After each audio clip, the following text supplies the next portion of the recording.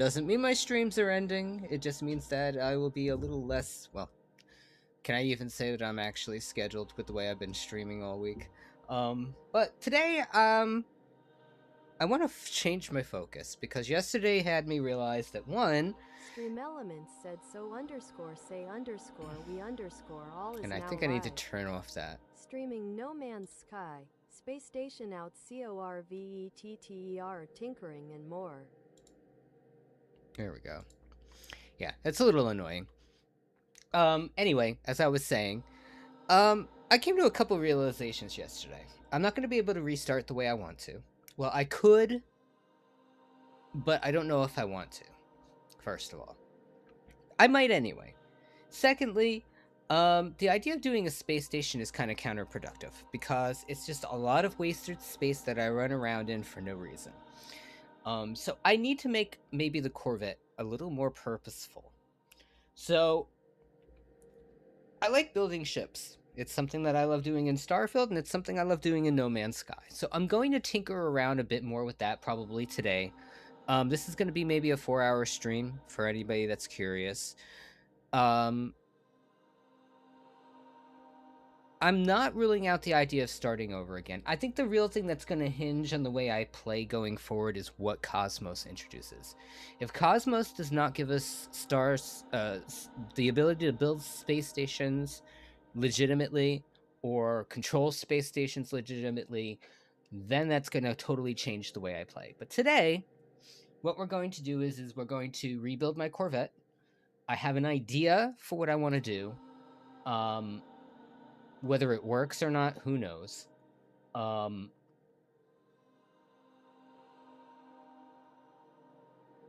don't know if I'm going to stick with the Corvette. Only because I like using my default starships a lot, and I wish there was... I think there's a way I can do this. I just got to think about it. So we're going to jump in, see what I think I can do.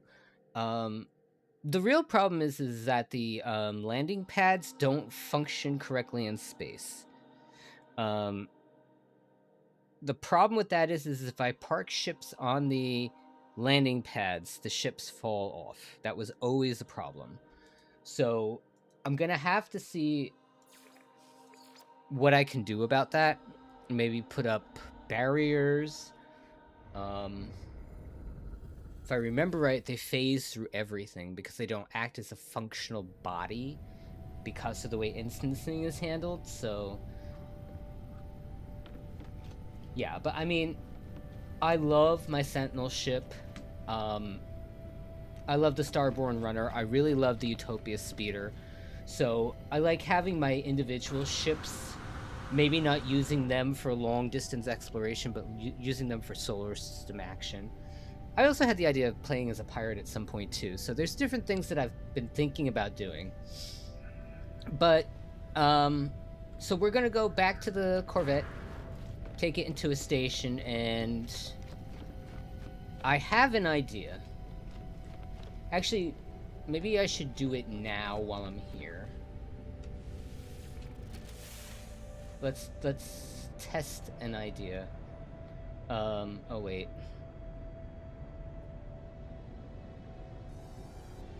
Can I do it this way? Shit. Just dawned on me.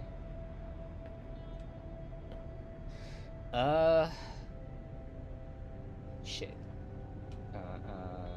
Let's go build it here.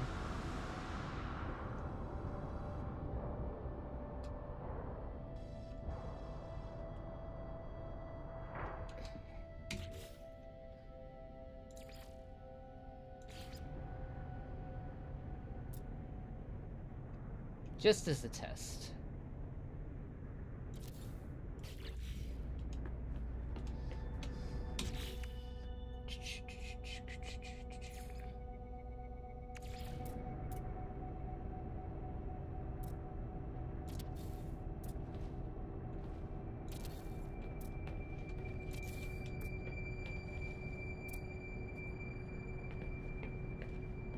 Wow, that's really crooked. What the hell?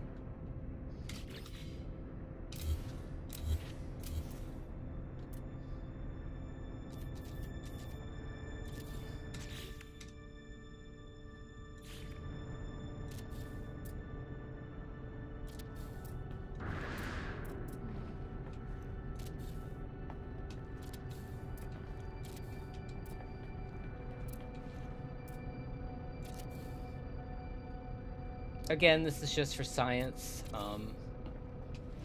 I'll be more clean about it when I'm not doing this.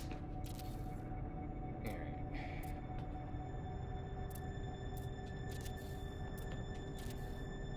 On the fly. What gave me the idea that these were perfectly square?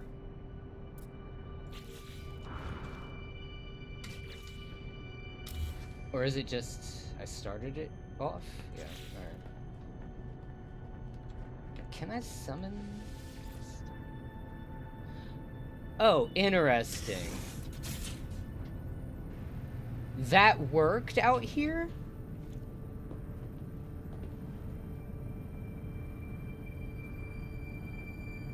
That didn't work before. Is it because I'm docked with the freighter? Alright, let's test moving this and see what happens.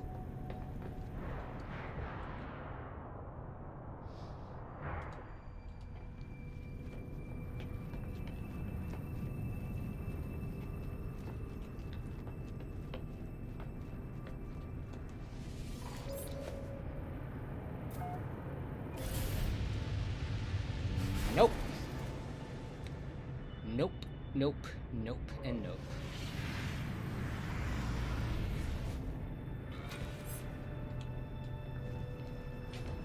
And just for shits and giggles, I bet it also breaks the interactability of the ship when it's out here, just like it does with the exocraft.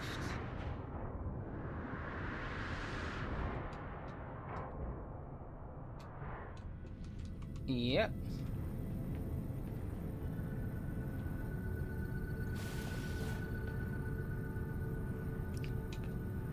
One thing I need to test is whether or not the interactability changed with the platform or not.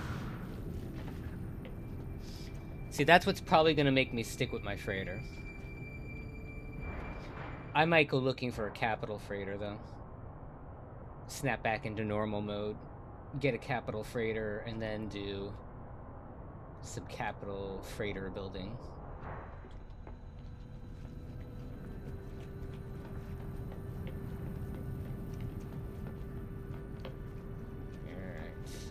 Take off.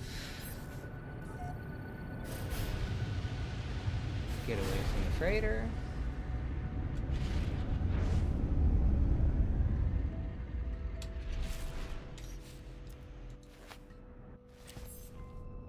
See, and this is what I mean with wanting more for Corvettes, because Corvettes, I'd like to see them have dedicated landing pads or a landing bay for ships.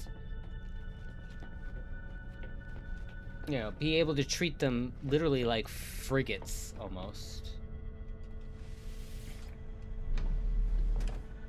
Actually, something just dawned on me, too. Something else that I need to test.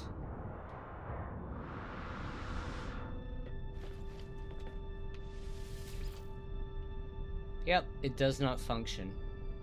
Odd that when you're docked with a freighter, it acts like it's connected.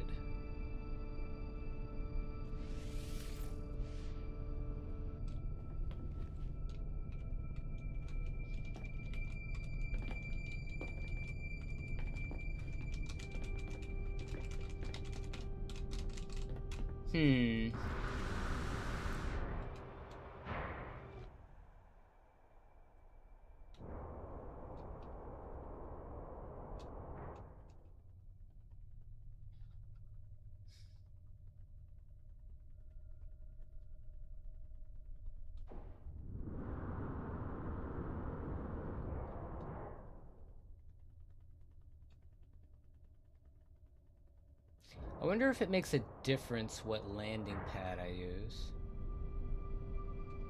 I don't think it does. Yes, I have the Corvette landing pad mod in right now.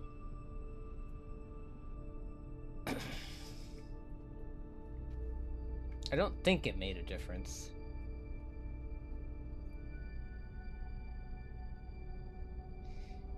It might, because those are made for space stations. You know what? Let's try something.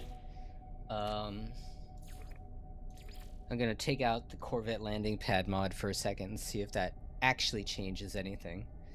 And let me make sure I got both channels on here. Okay.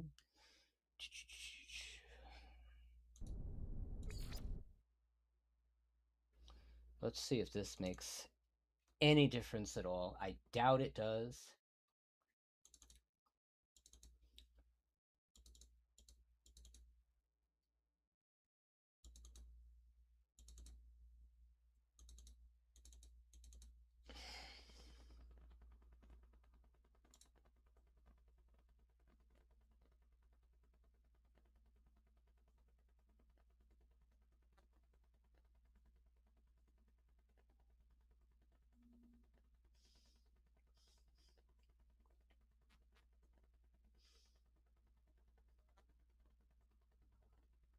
All right.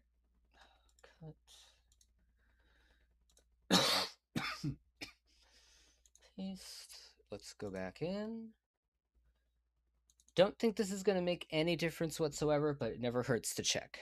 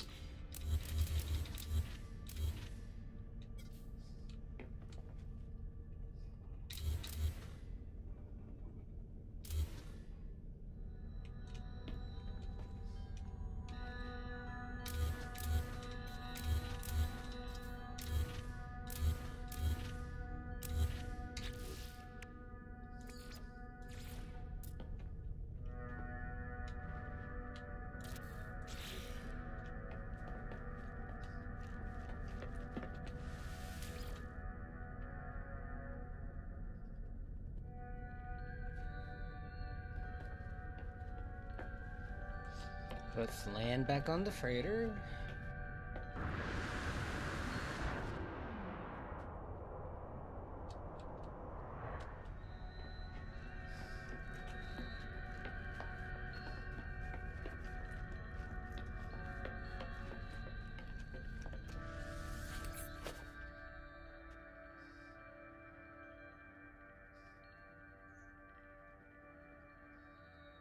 Where did we park?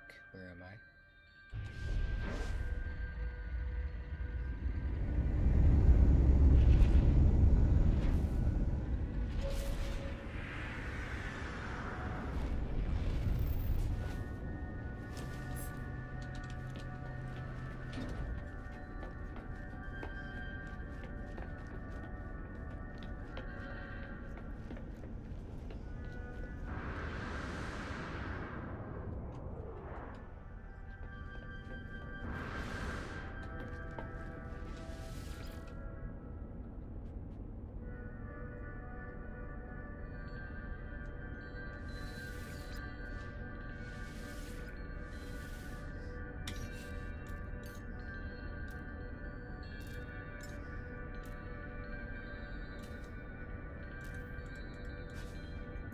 That's odd.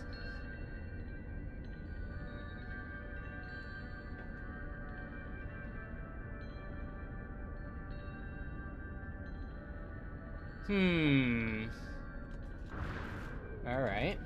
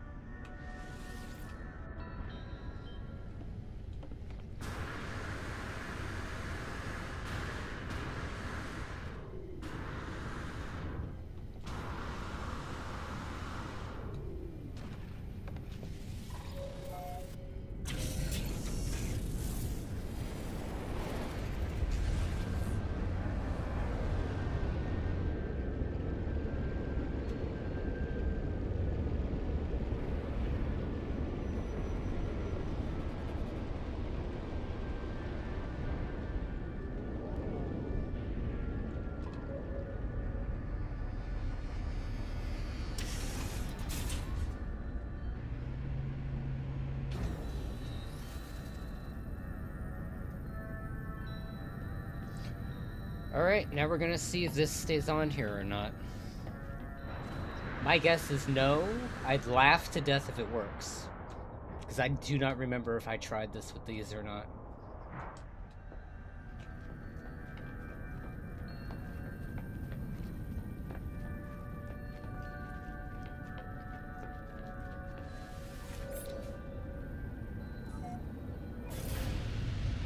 Nope. And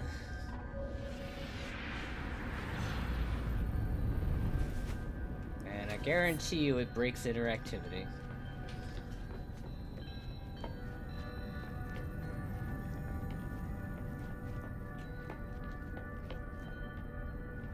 Ah, dumbass.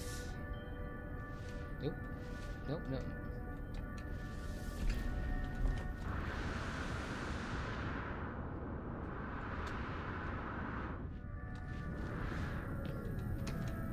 And it breaks interactivity. So...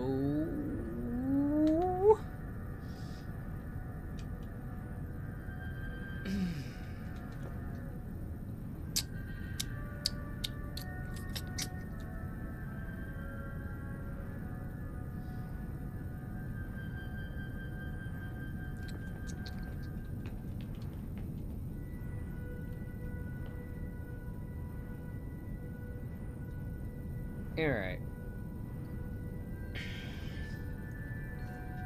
So how do I want to do this?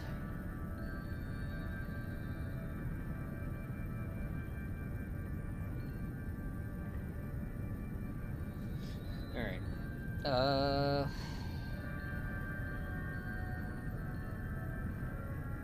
Do I want to use a Corvette for exploration? Do I need all the base space of a freighter?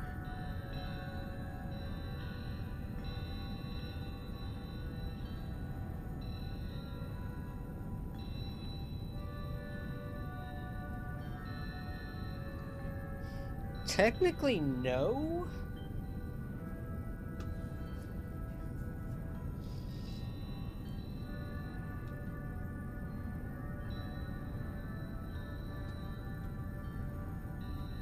All right, let's do. I want to check something.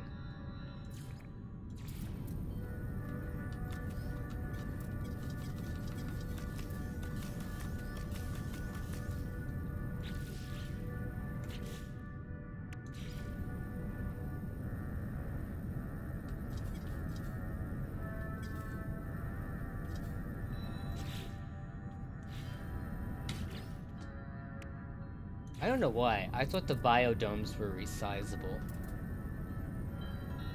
It's not a huge deal. Can I rotate them? I can. Okay. I have an idea. It's gonna require some screwing around. It might work. It might not. For anybody curious, I am doing this in creative mode, so it's a lot easier to have the building parts that I need.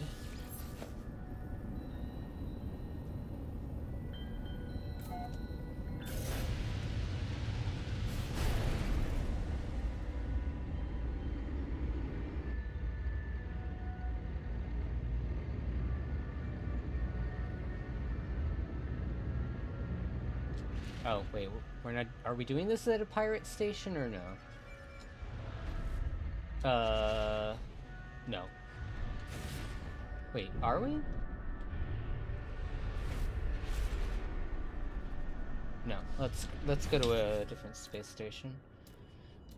Da-da-da.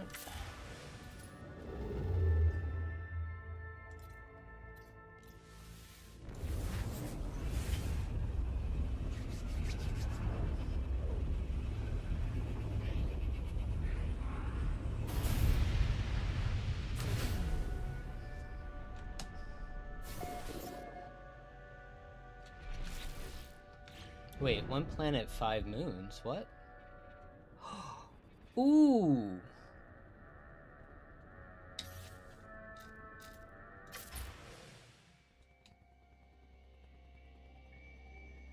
Hello.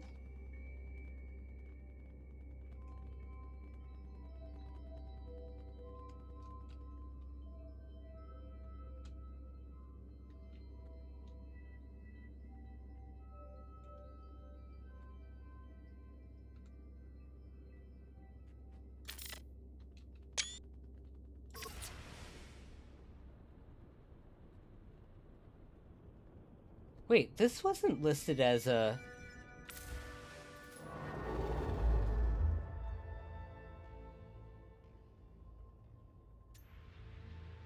Wait, this is listed as a standard system with a gas giant? It's not purple, right? Oh no, it is. How did I not see that? Wow. Glasses needed. Alright, let's go to the space station. How funny would it be if I now found, like, the perfect star system?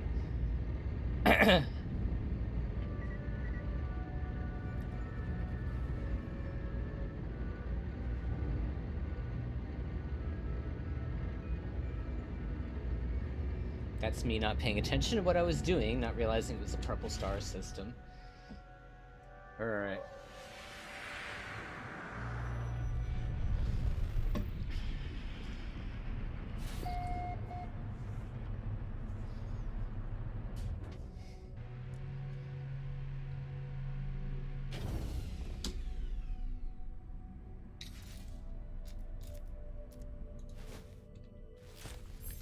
Alright, so...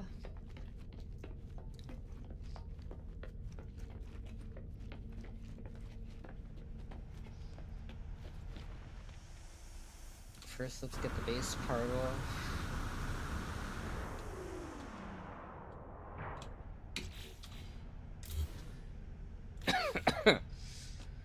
Let's go into the Corvette building. Alright.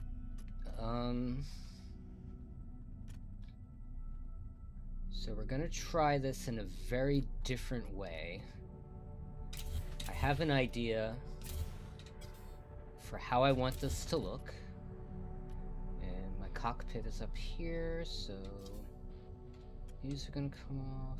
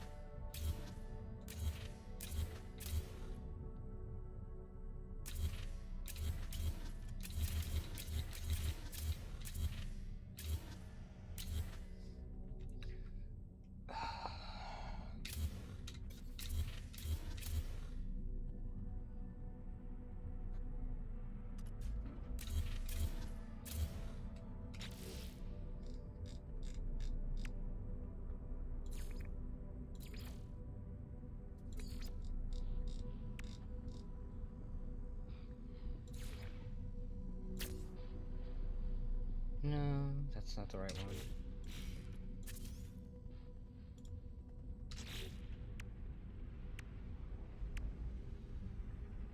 These.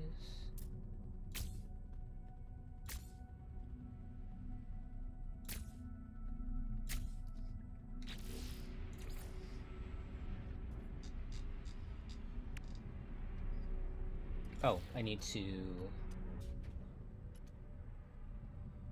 take that off. We're gonna do this walkway, Thunderbird landing bay.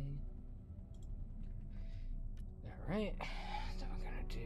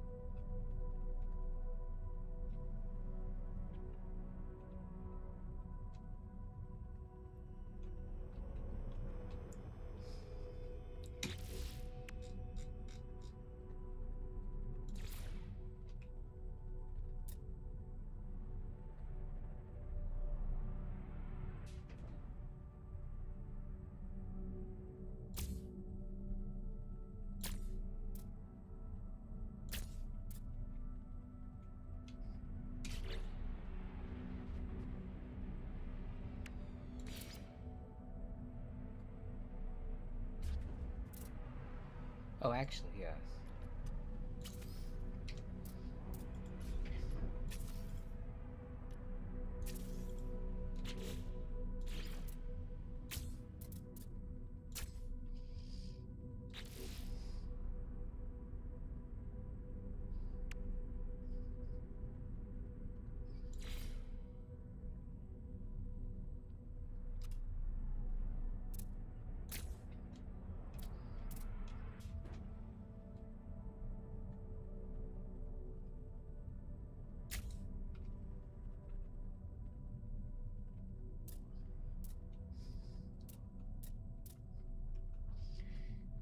Alright.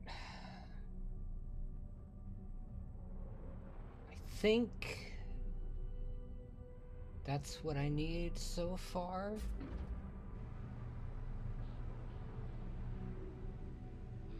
Alright.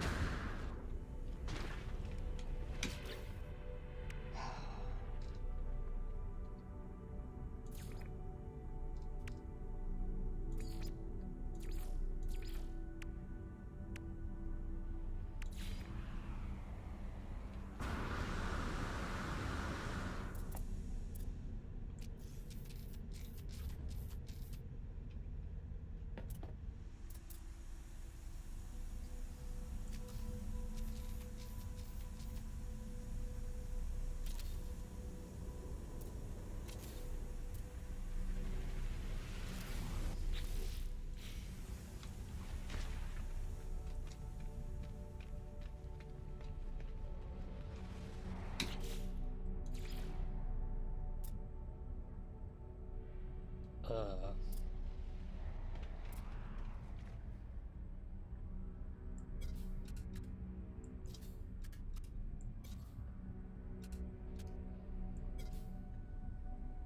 Wait, I can't change the rotation on this? Why? I mean, I get it.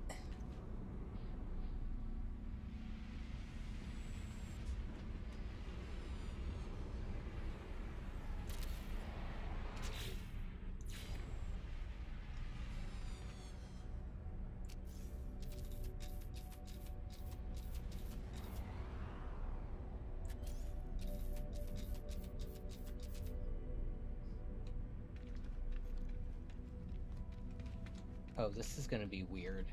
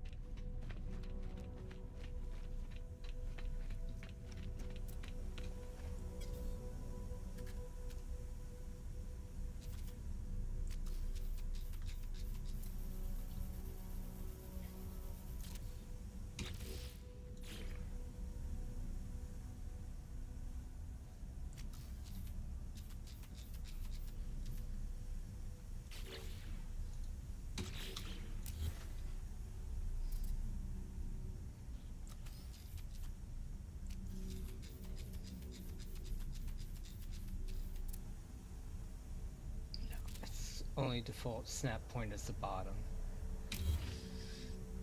I don't think this is gonna be what I want. Let's just try it.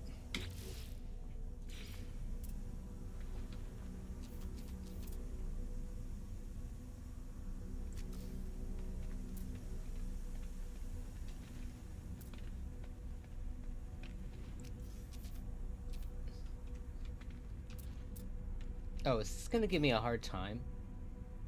Really? Because there's no snap points? Is that why?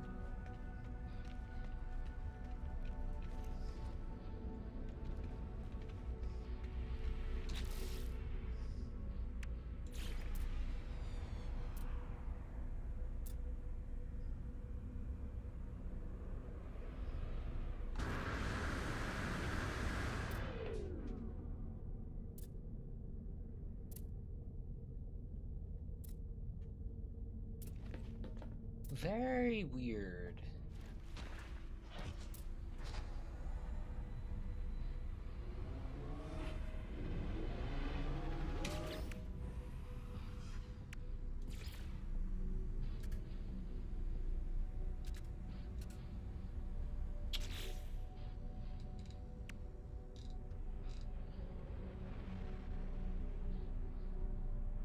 So this just is not going to work the way I thought it would.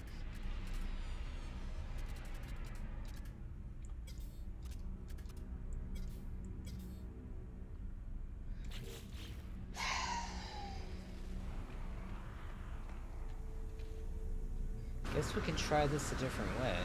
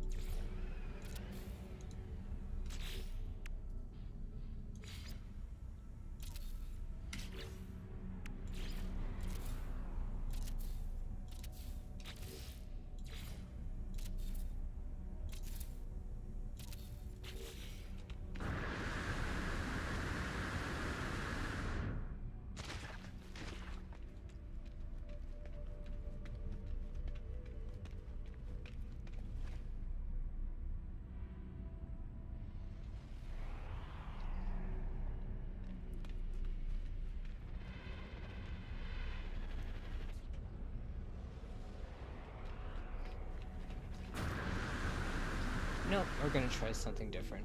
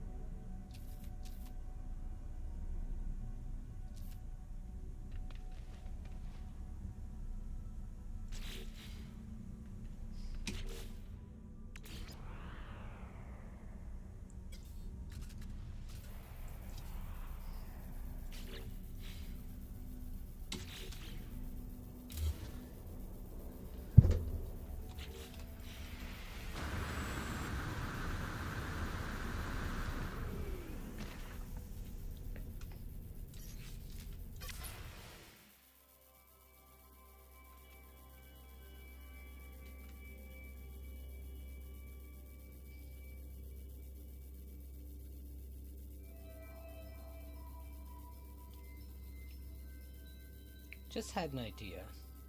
Don't know if it's gonna work.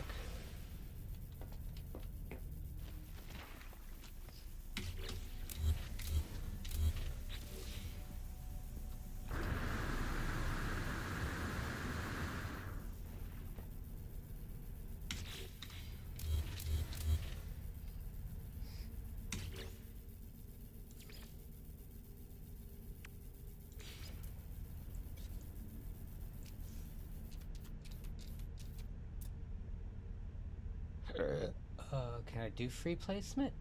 V. Whoa, whoa, whoa, wait. What was that?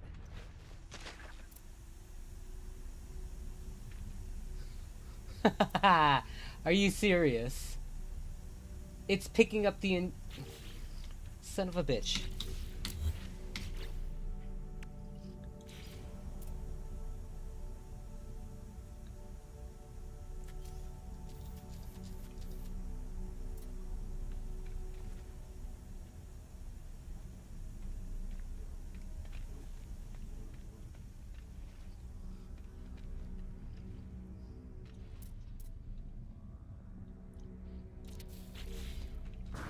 See how that places.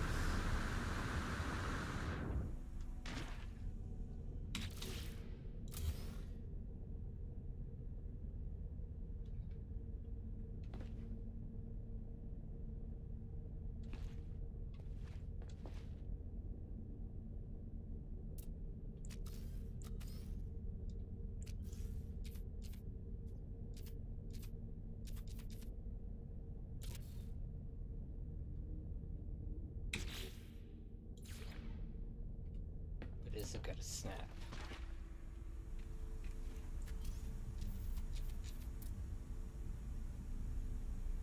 Son of a bitch. Oh wait, no.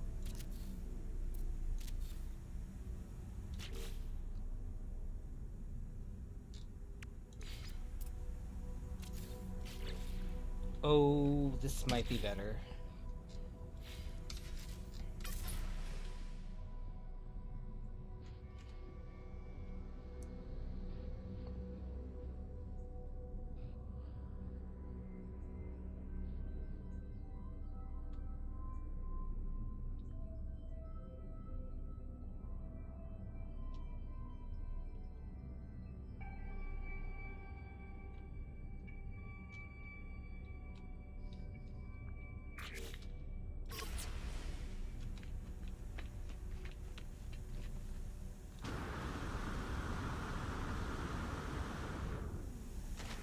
The real question is can I pull this closer? Let me take the reactor off the top of the front one for a second. Alright, this might actually work the way I wanted it to.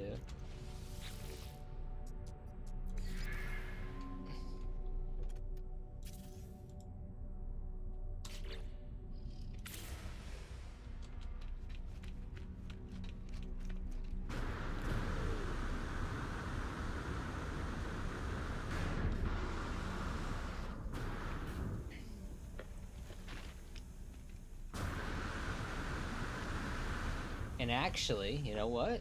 I just thought of something even more important. Let's see.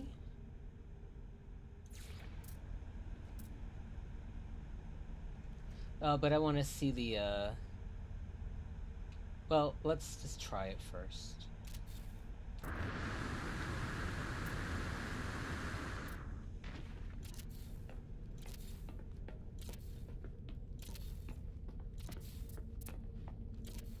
Part of me thinks I'm gonna want to see the framing more.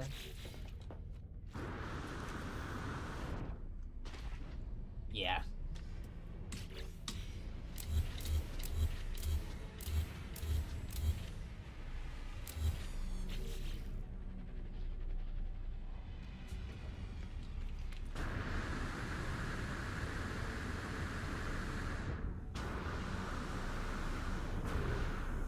Alright, so...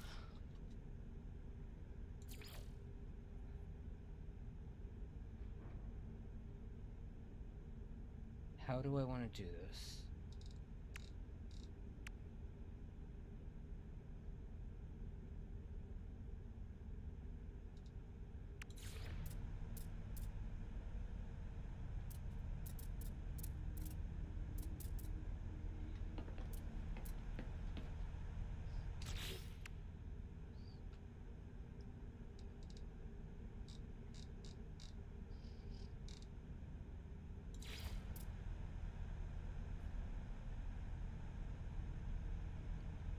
Wait a minute.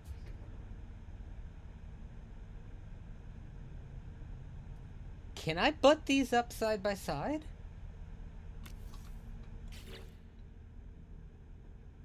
Hold on a second.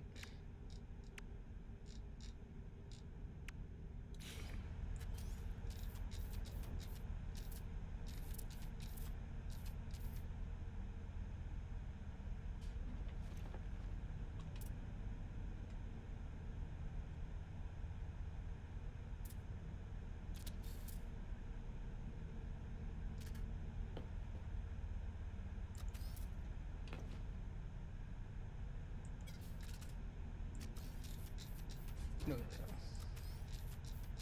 Don't think that's gonna work. At least it shouldn't, in theory.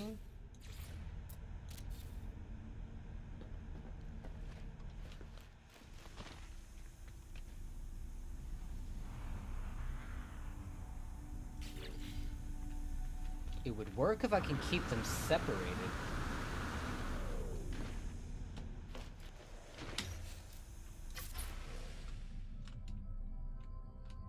Right? Yeah, actually it would.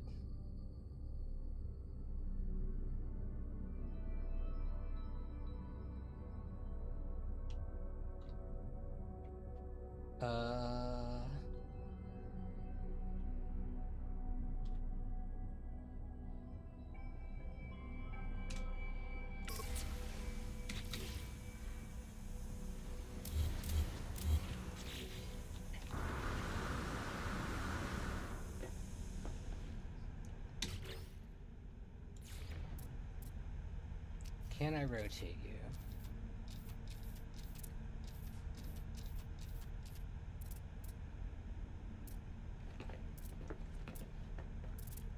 Hmm.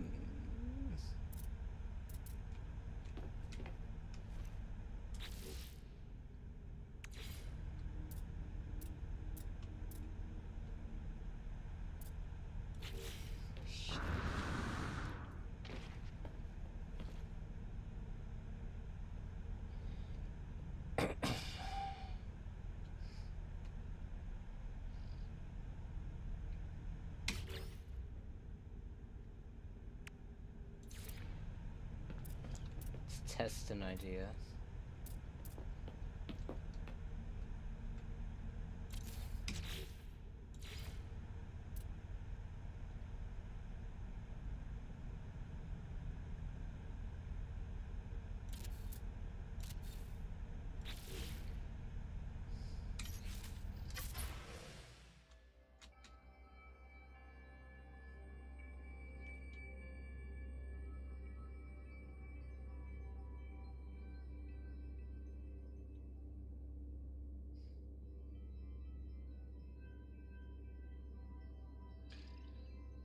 I'm gonna test something out in space. Don't think it's gonna work, but you never know. Where am I going?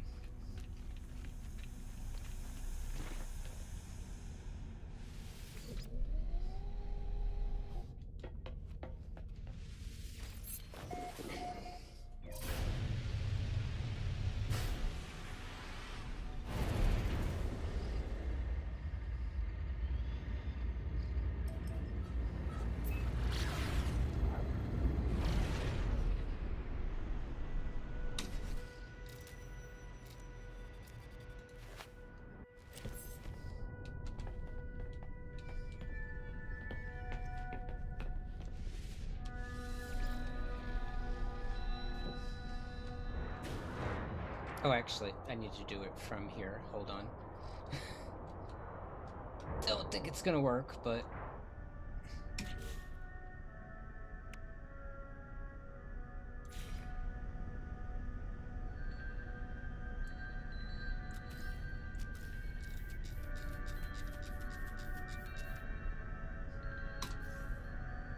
Oh? Maybe?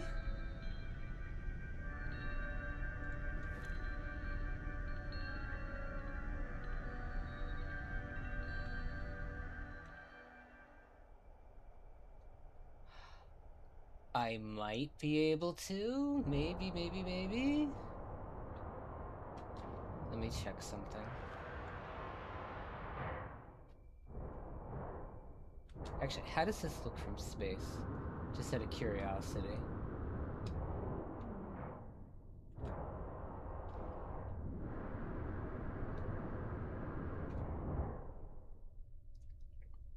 Actually, not bad. I think what helps is being able to see the wireframing so much.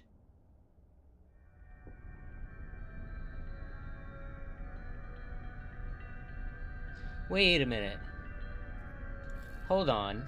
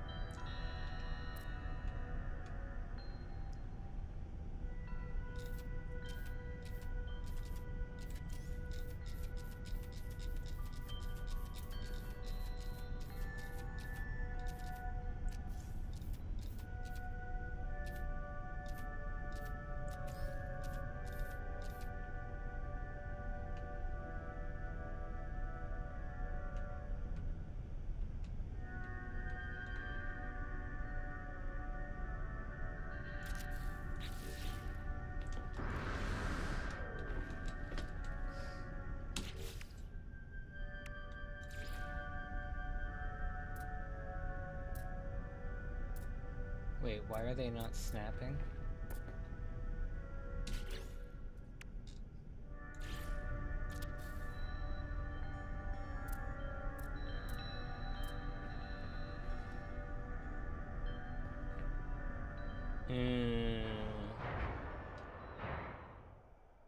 Oh wait, why is that free placing?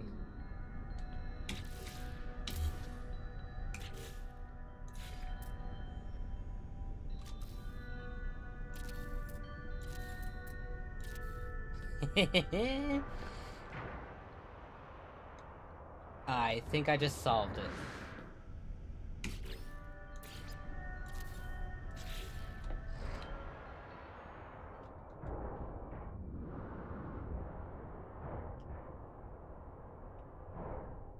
Okay, so what I have to figure out...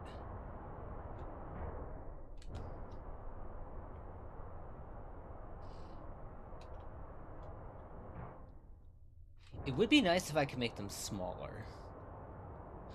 I know what I want to do now. I have an idea. I have a very, very... Okay, this is actually working out surprisingly better than I thought it would. So I need to see if I can stick a tube down this one.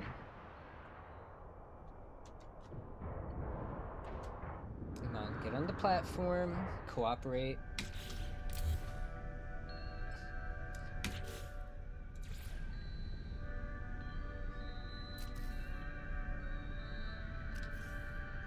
Are you going to connect? Where are you?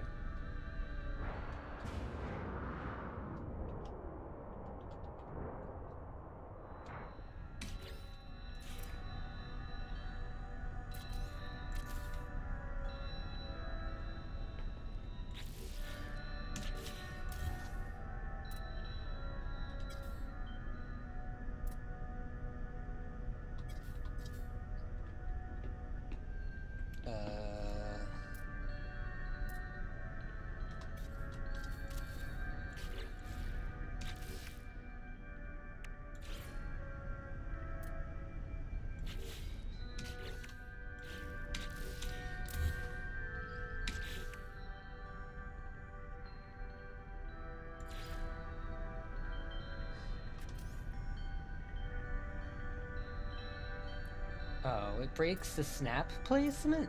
Why?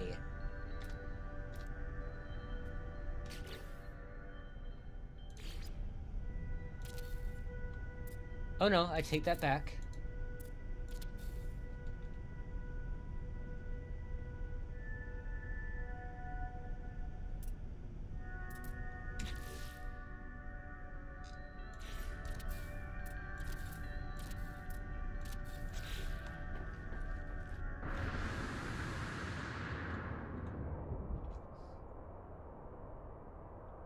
Okay, that's actually kind of fucking cool.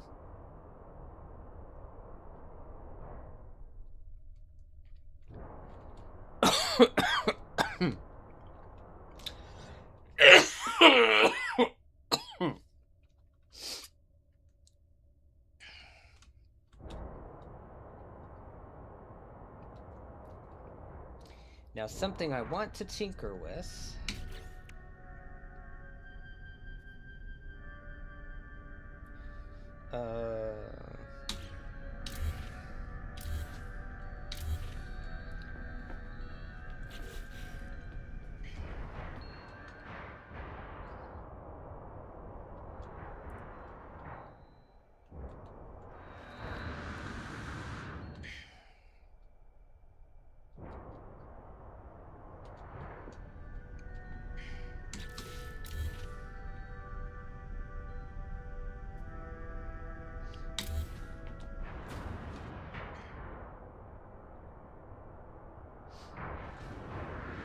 I think I want to recess this back a little further from the cockpit.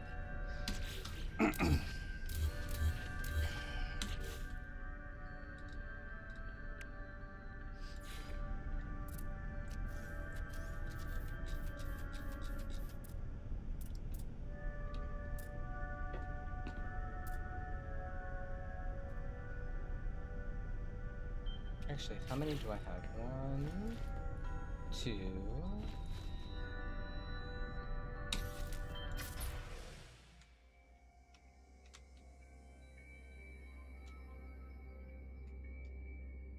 One, 2, 3, 4, 5, 6, 7. Actually, let's take one away from the front each. 1, 2, 3, 4, 5, 6. It's not exactly even. It's probably right about here.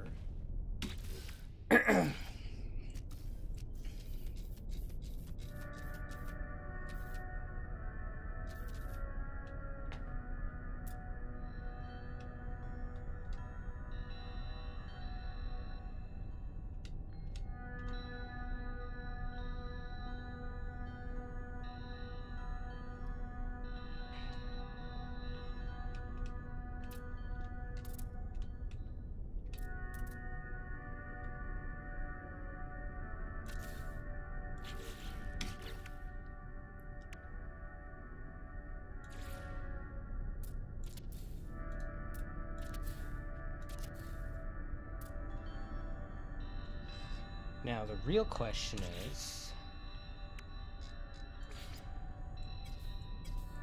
No. Cannot rotate them.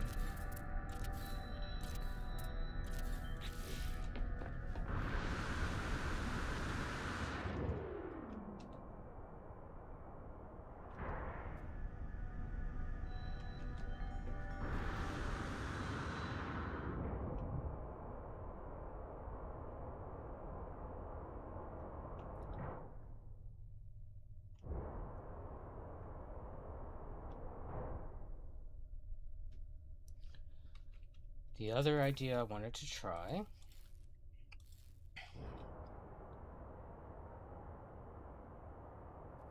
is, can I butt 2 of them up together?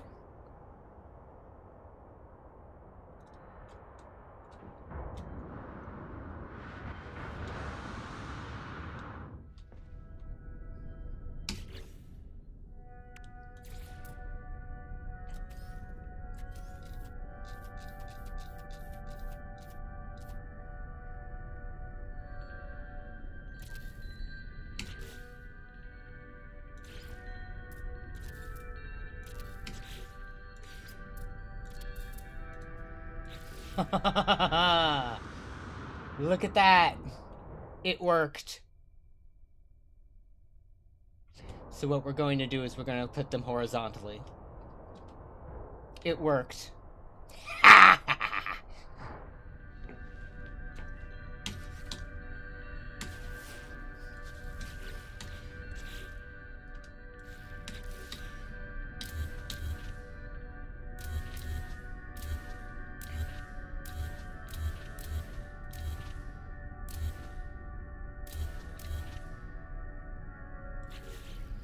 Alright, so we're gonna go about here, I think.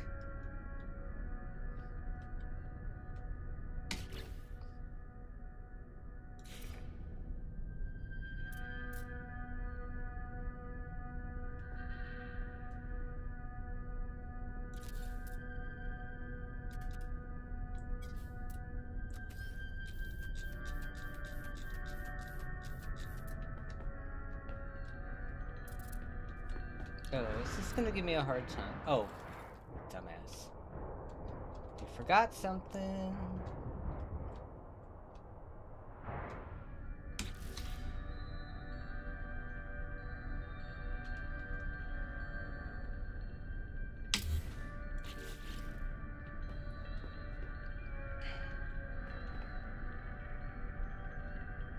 Wait, can I get that to work? Uh-oh. Just thought of something. What if I can't do it underneath? Shit.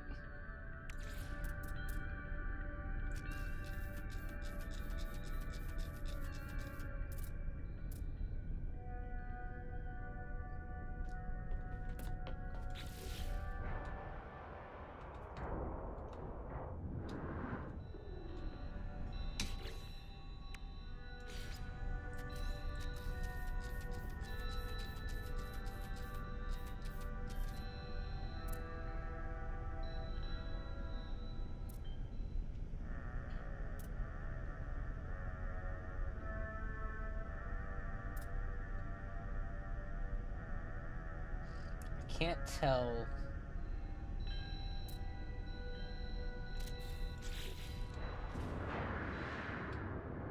No. Fuck.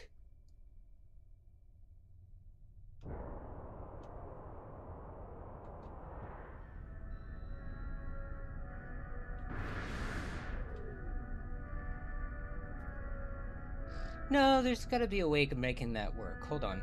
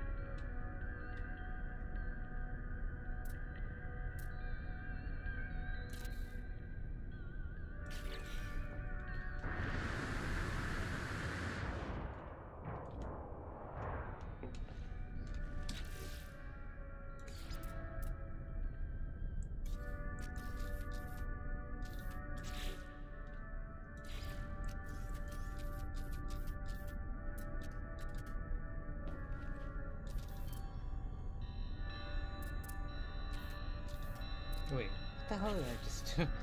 God damn it.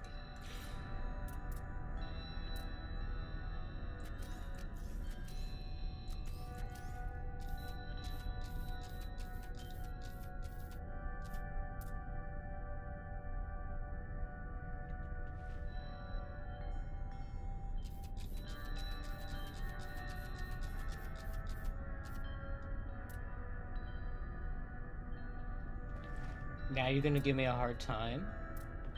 Really?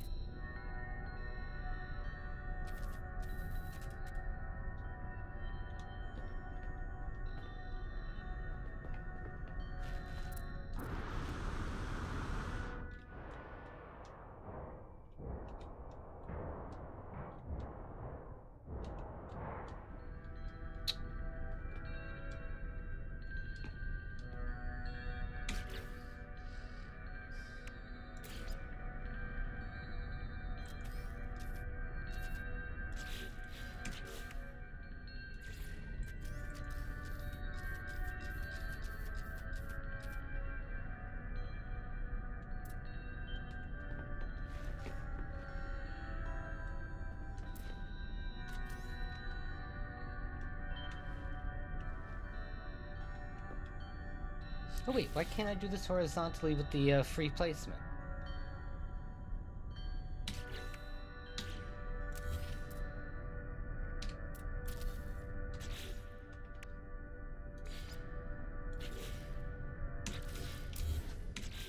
Just dawned on me. What the hell's wrong with me?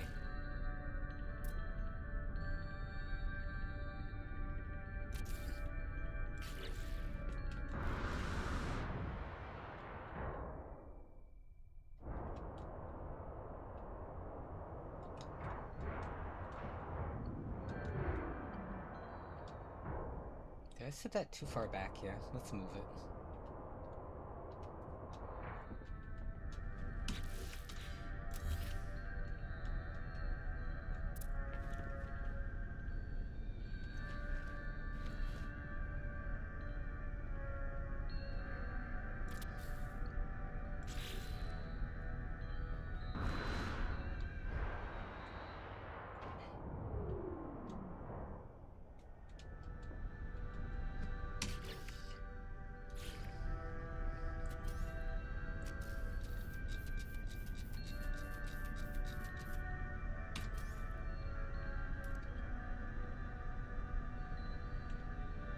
No.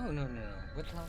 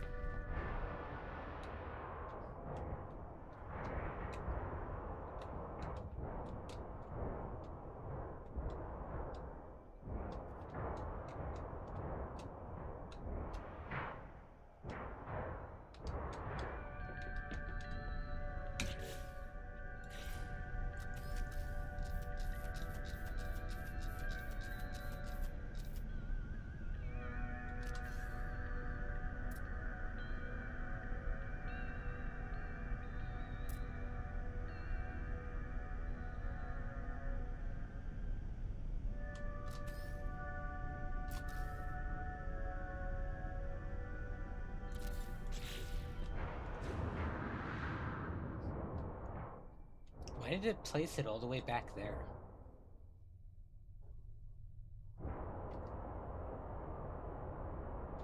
I mean, that's fine. I could figure this out, but that's so weird.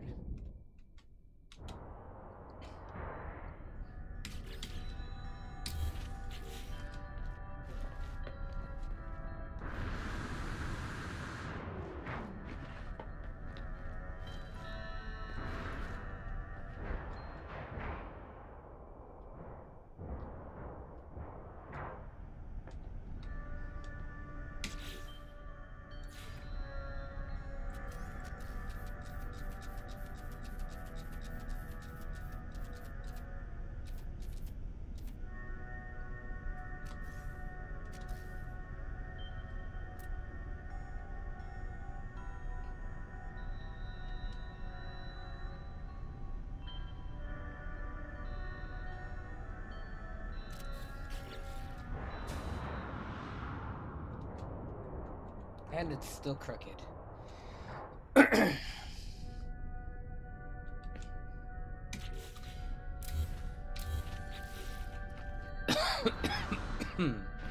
I will get this. I swear to God. I have a few mods installed, and I don't know why I didn't get the click to warn me that you are chatting. Hello, welcome to the stream. I am using a building mod. There's a build anywhere mod that you can use to tinker with basic building parts. But once you have that mod installed, you can build in space on a Corvette, not freeform. Although, you know what? Oh, wait, no, it will be attached to the Corvette.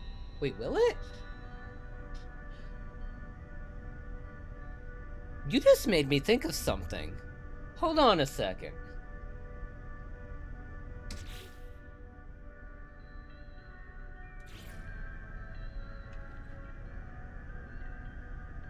You just made me think of something.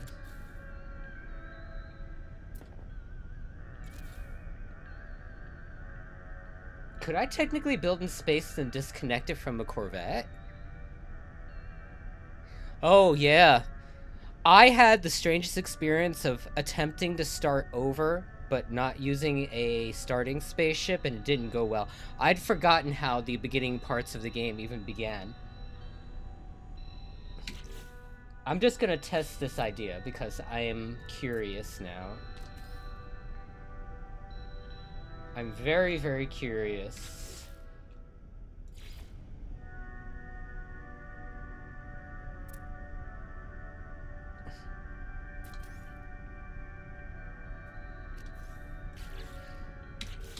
I just want to test an idea. How do I want to do this?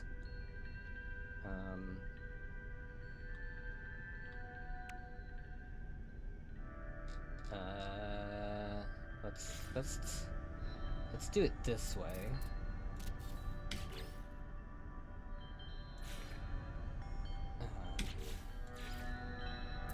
Oh, the glass won't go on top? Oh, I know why. Hold on. Hold on.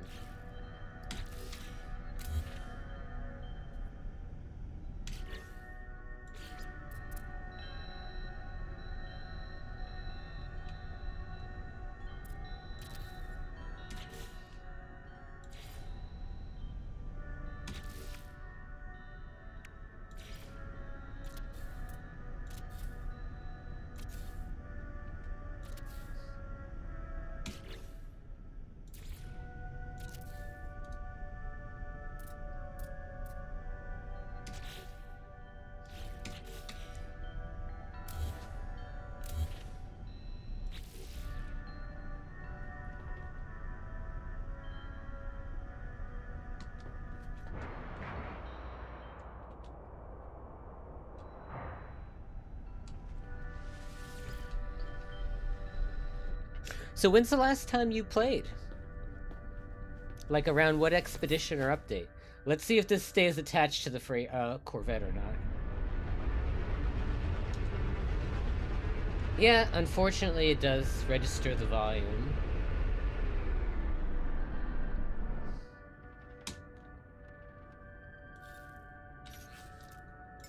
Oops.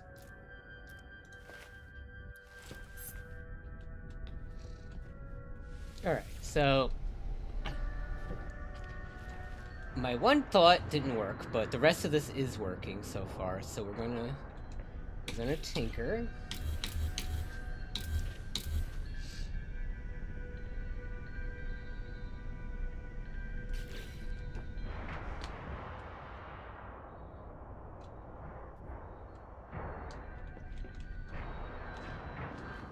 Get on the damn platform, will ya? Alright. No, wrong one.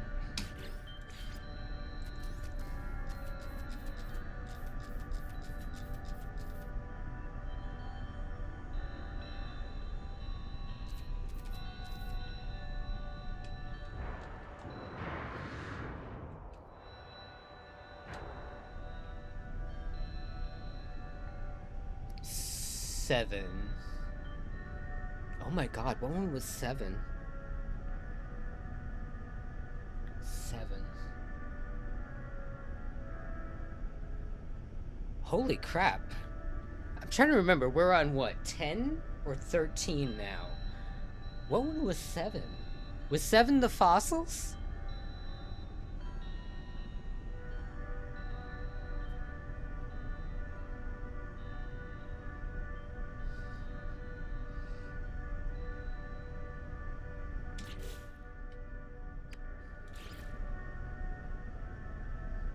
Wait, why is this being weird now?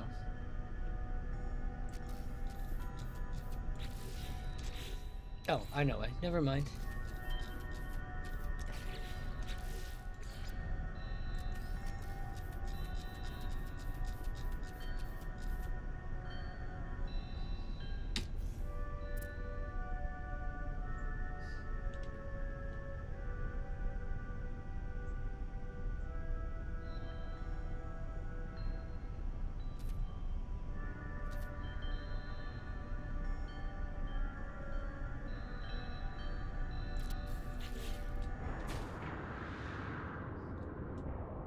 Of course, it's still a little off. I wonder if I can pick it up from here. Oh, technically I could, but it picks it up top. Not what I wanted to do.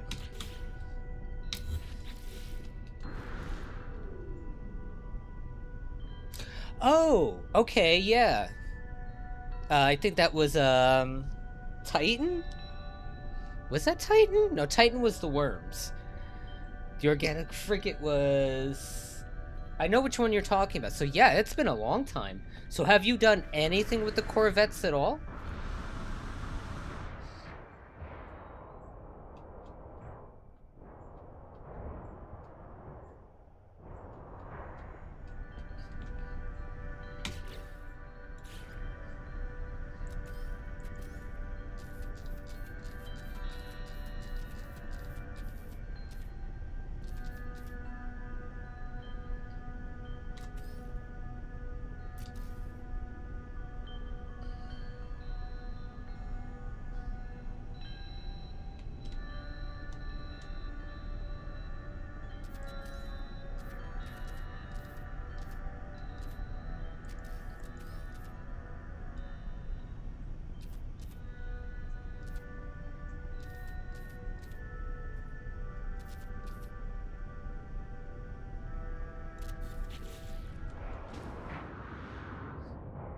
Closer. That actually is not bad at all. Let's see if I can get it to snap right on top.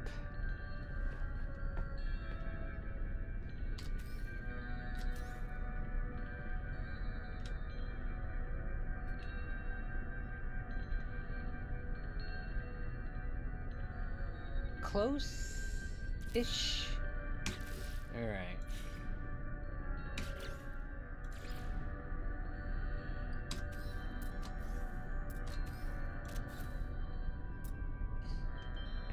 Watch this give me an attitude.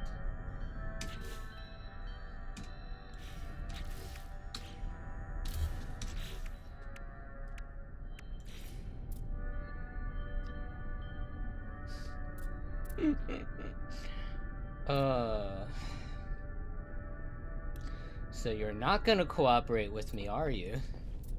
Wait, hold on.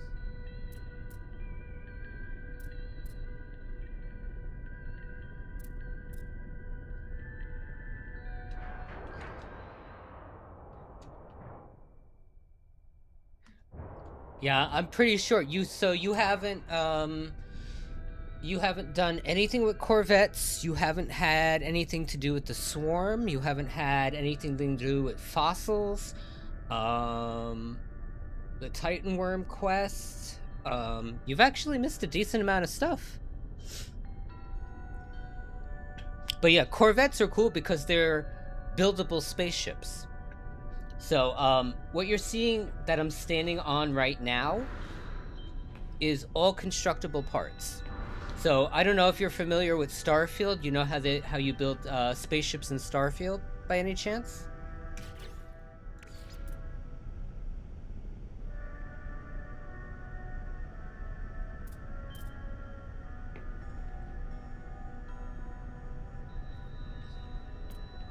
weird. It's not picking up the snap point for the side ones, so I need to rotate this.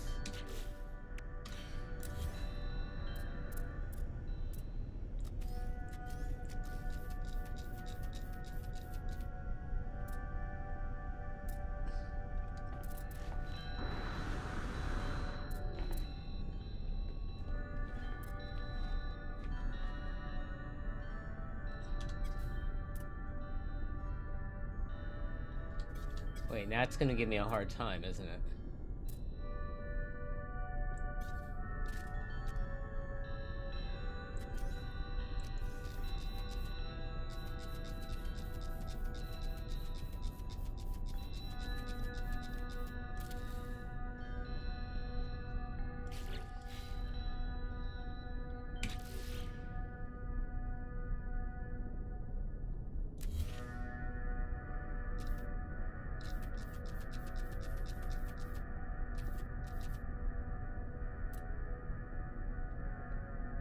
The snapping on the older building parts is so weird. Actually, it's not. Why don't I show you? I'm gonna go back and I'm gonna show you one from scratch. Because it's a feature that, while it's fairly new, it's 2 expeditions ago.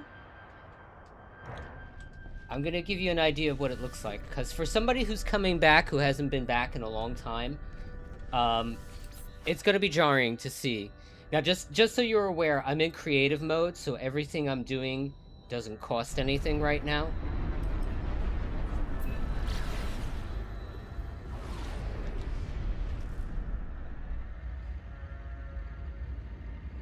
And actually, for anybody who may view this VOD later, this will be a cool introduction for something that you may not know exists in this game. So this is a new way of building ships. There is an old way of building ships. In fact, let me go show you, because a lot of people don't even know this exists either. So I'm assuming you remember that you can scrap ships, breaking them down to their components, getting money for the components. But what you can also do is scrap ships and get ship parts. So you see this icon here, the Saber Wing TriStar, the Type 11 cockpit, the Star Dancer wings. You can buy a ship like the one in front of me, and then you take it back to the scrapping console at the back of the space station.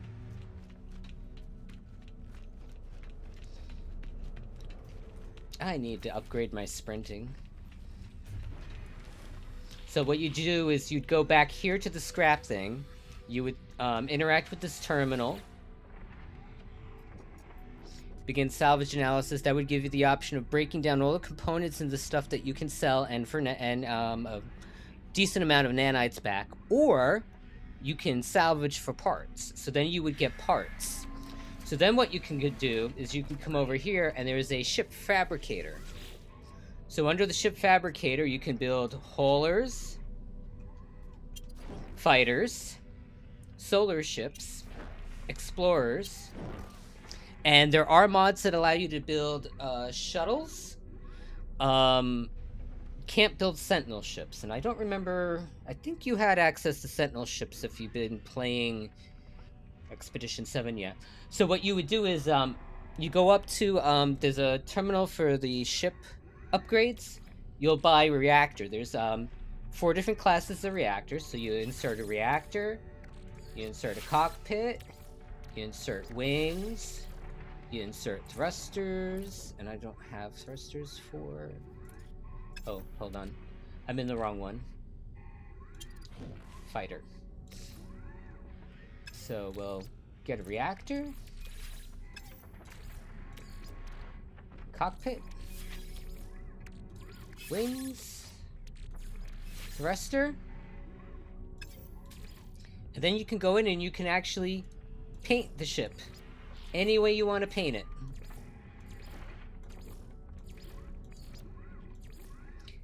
And there's different paint styles. And then when you finalize, you have your own S-class ship with a custom paint job. That's the old way of building ships. So now we're going to come here. When you land in a terminal, a station, over here on the left-hand side, you're going to see 4 different teleporters. Now, I already have a ship, a Corvette landed, but I'm going to go to one that has nothing in it. So you go through the teleporter and you're going to start here. You're going to have 2 terminals. You have the Corvette Workshop and the Corvette Cache.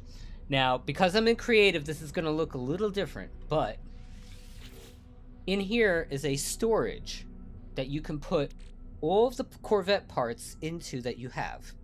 So instead of clogging up your entire inventory with them, they're on a space station.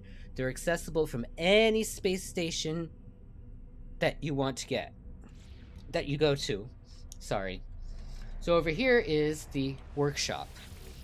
So I'm going to go ahead and I'm going to create a new Corvette. So I have a mod that changes the radius that I can build out in, but basically what you're looking at is wall to wall from here to here. So it's basically slightly smaller than a base radius that you can build a Corvette in. There is a height limit and a bottom limit. The bottom limit is the bottom of the ship inside the station without mods, and the top is, trying to remember, I think the top sits just slightly below the top of the space station without mods. So when you start out, let me show you for a second. When you start out, you have no Corvette parts whatsoever. So what you do is you go into the workshop, and there's an option to purchase modules. You have purchase modules and trade. In the beginning, you have nothing to trade. So you're going to do is purchase basic modules. Now, they're not cheap. Just a word of warning. When you start out, even the basic ones are kind of expensive. But there's a very cool thing that they introduced. You know salvageable scrap on planets, right? Where you dig up, like, buried tech modules, salvage data for ship upgrades and stuff? They introduced the ability on salvage scrap planets to find Corvette parts. So what you can do is spend your time going through. Every time you go to a planet with salvageable scrap, you can dig up and you get the option of getting parts. Now it functions the same way salvage data does. Yes. So it functions the same way as salvage data does. It's a random amount of parts that you get. The parts that you find are random.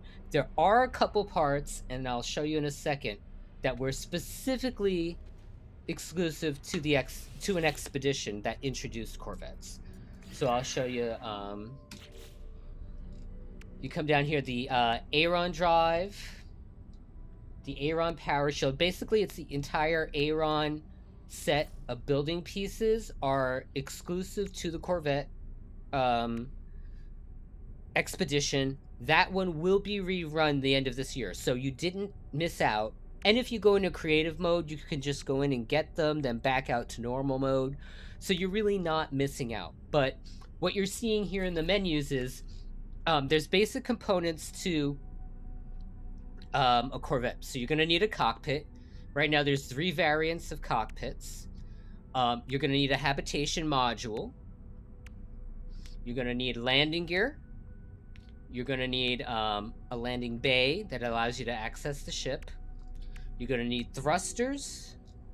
You're going to need weapons. And you're going to need a reactor. Basically, it functions just like the default ships, but you're building a default ship using these custom pieces. And the entire interior of the ship is customizable. So once I finalize a build, I'm going to do a basic build for you. So let's go ahead. Let's get a landing gear.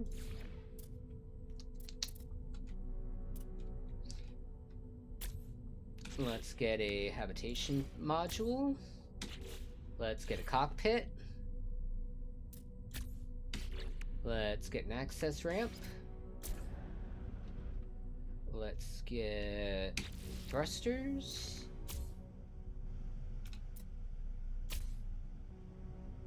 Let's get weapons. And let's get a reactor. I believe that's the basics. Yep. I'm just gonna add that to my collection. What the fuck is that?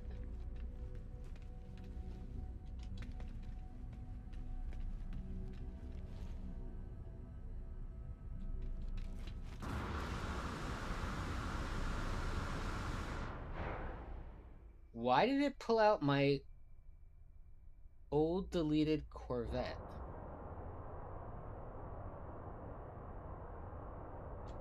See, this is one of the risks with modding. Alright,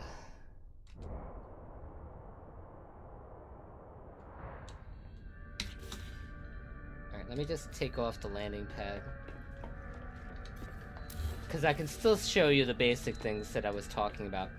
So when you go into your pre-built Corvette,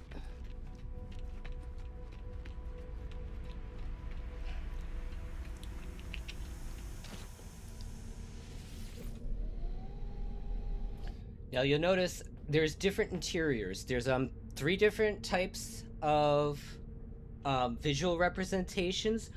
You have one that looks like this, that kind of looks like the interior of the Millennium Falcon. You have a more rundown, kind of like pirate junker one that looks like this. And then there's a third one, I'm trying to remember how to describe it. But visually, they're very distinct. And once you're in here, it functions kind of like the way freighters do. So you could build a kitchen, a crew berth, a medical pod, a refiner unit, a mission radar, which is basically like a missions terminal in your ship, so you don't have to go back and forth to the Nexus all the time, or a space station to run missions. A living wall, which functions like the planners on a freighter, and they have unique visual representations based on the habitats that you're building them in. So that's the refiner unit for the Ambassador class. But then I'm going to go in here and put one in here, if I can. This one won't line up right, but I'll give you an idea. You see how it's visually different?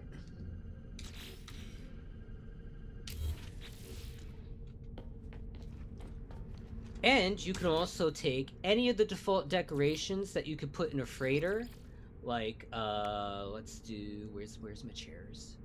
Where's my chairs? Like, the chairs and the couches. Basically build them just like a actual base, and even cooler, you could take all of your friends on the ship with you, and they travel with you. So it's basically like a like how we wanted for the longest time. We wanted multi-crew ships. It's basically a multi-crew ship. Now, to be clear, there are still some limitations with it. Only one person can pilot the ship at a time. So once I'm in the pilot seat, I'm the pilot. Nobody else can be the pilot, which isn't a bad thing. There's also different functionality. There's an autopilot. So what you could do is if I'm in space, I can activate autopilot, pilot towards a planet, and then get out of the pilot seat and do anything that I wanted to. I could go tinker with the refiner, I can go craft something, I can decorate inside the ship. The ship will travel within orbit of the planet and then drop out of warp. And then you have to go back in the pilot seat to pilot the ship the rest of the way. Really, really cool. I'm trying to remember, what was the other thing? Do I have to be in the... I think I do. Yeah.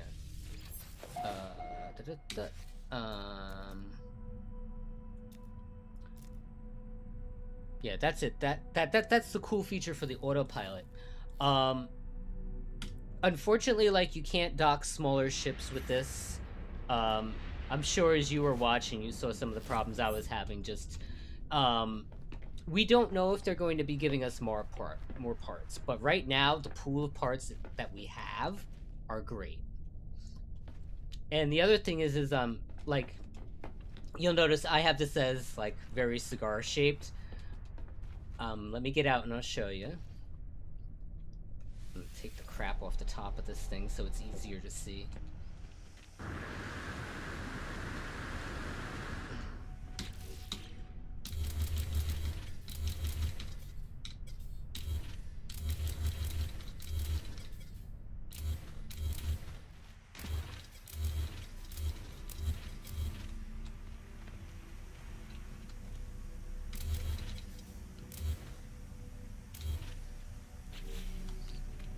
Alright, so I'm gonna go back in the build mode.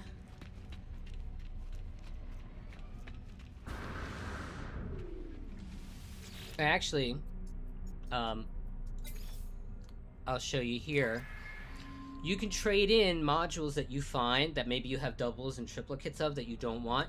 You can trade them in for the chance to get some of the other modules. So if you only do an occasional run of doing salvage scrap dig up and you want to spend hours on a planet looking for the piece that you want, you can collect a couple of the same piece, come up to the space station, and trade them in for something that you actually want. Like, again, though, the only ones that don't show up will be the ones from the expedition, the Aeron ones. But let me show you.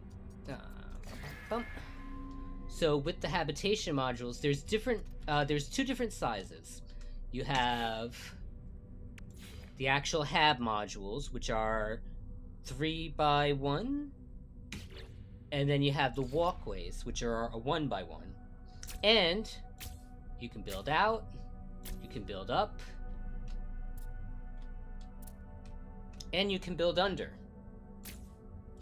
And I'll show you. Apply edits.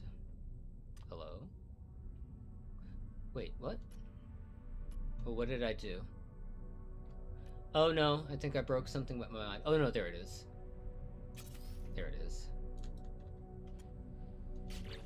There we go. You have to be very careful when you use mods if you have floating pieces laying around. So let me go inside and I'll show you what that looks like from the interior.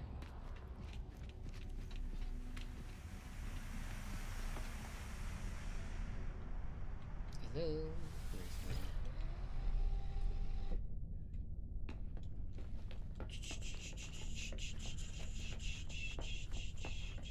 Wait, where did I put it? I don't remember how far back I put it. Wait. Oh, do I have the,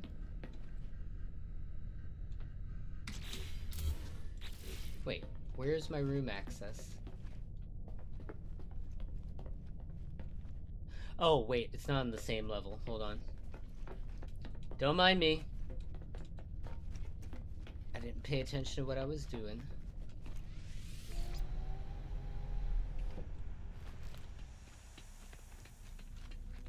Yeah, it's on the upper level. Oh, actually, this is a perfect way for me to show you.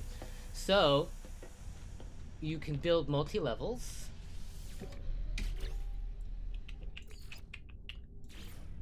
And they give you a staircase that you can put in. And voila, there you are on the second level. Now here's where I added the room. So the room provides a corridor out. And then you have a room here.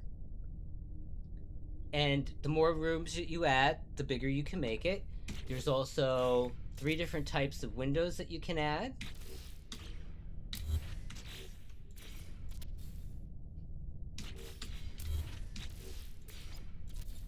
All with a little visual different representation. Some of them match up better with different habs. And the cool thing is just like freighters, you can build cargo storage. So just like you had the numbered containers, 0 through 9, you can build them just like you can on a freighter. So technically your Corvette can function just like a freighter, except that you don't have the ability to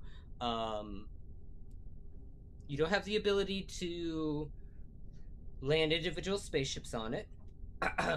You don't have the exocraft summoning terminal. You don't have what was the other thing I was thinking of? The fleet command room. There's a couple things that you can't build from the freighters. But let me show you one other thing. This is modded, so just to be clear, this isn't by default. There is a mod that allows me to take the mission terminal, and if this works correctly, you're gonna see there's different interactions on here. So in the upper left hand, you have the Galactic Trade Terminal. You have the Station Teleporter, the Mission Terminal, which is default for the Mission Terminal. And then you have this one. This one is one of the coolest things. It's one of the things that makes freighters really awesome. And I wish this would be something that would be the implemented onto from Corvettes, is the planetary probe. I don't know if you've ever played with this. This scans every planet in the solar system and gives you a description of them. So you have the gas giant, I have a shell-strewn moon, a dusty moon, a cloudy moon, a breached moon, and a rainy moon. Excuse me. So this makes making a ship really interesting. Even with or without the mods, it's incredibly fun. I spent God knows how much time just designing ships that I then changed my mind. There is one notable problem with them. I don't remember if it got fixed in the last patch. Let me just get outside for a second. So,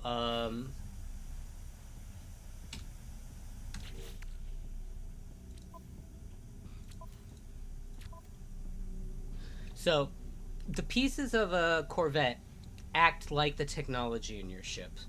So, your cockpit functions as a boost in maneuverability.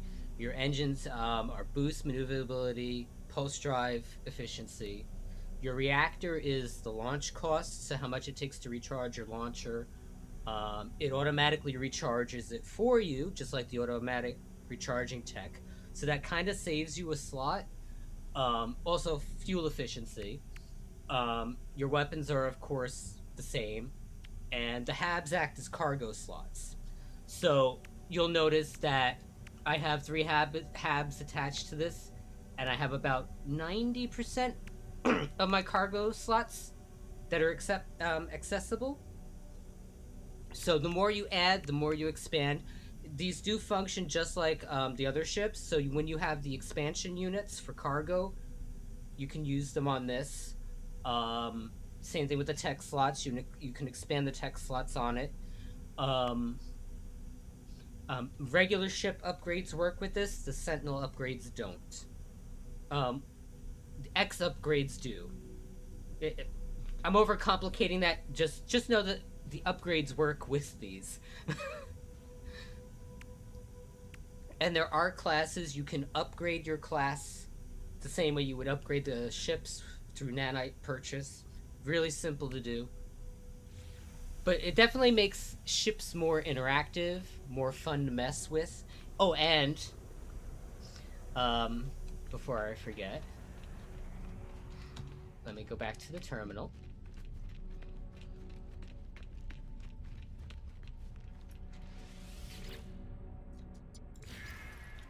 When you go into paint, it has its own paint menu. They're a little different from, I think these more echo the base paints than they do the ship paints to a degree, but you could apply to a single unit or the entire Corvette, and there's finishes. You have gloss,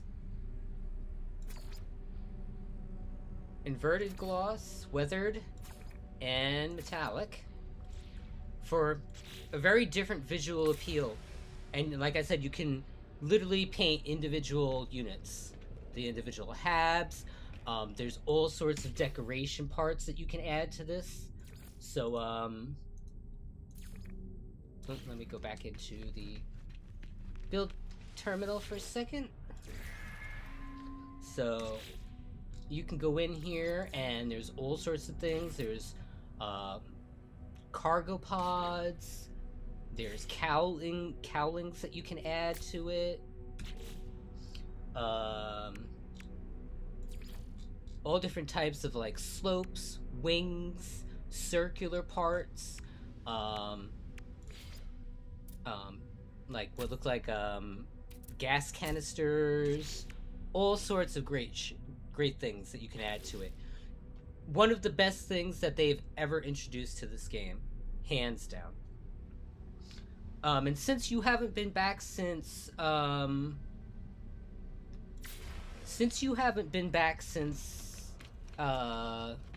7th expedition, I don't know if you're aware, they actually fixed settlements. Settlements are much more interactive. You can upgrade them, so they all start at a specific class, and you can invest resources to upgrade the buildings. Most of the buildings are now fully accessible. They also provide there's missions that you can send your settlers out on. The settlements produce materials for you. They also have a fishing pond, their own galactic trade terminal, incorporated into like a marketplace. They have a teleporter, so you could literally spend 99% of your time on a planet if you wanted to too. Yeah, there's honestly, I haven't even sat down. I thought about making a video kind of like, oh, if you haven't played No Man's Sky in like X amount of years, but when you do that and you sit down and you actually realize just how much like people have missed, it can actually be a little daunting.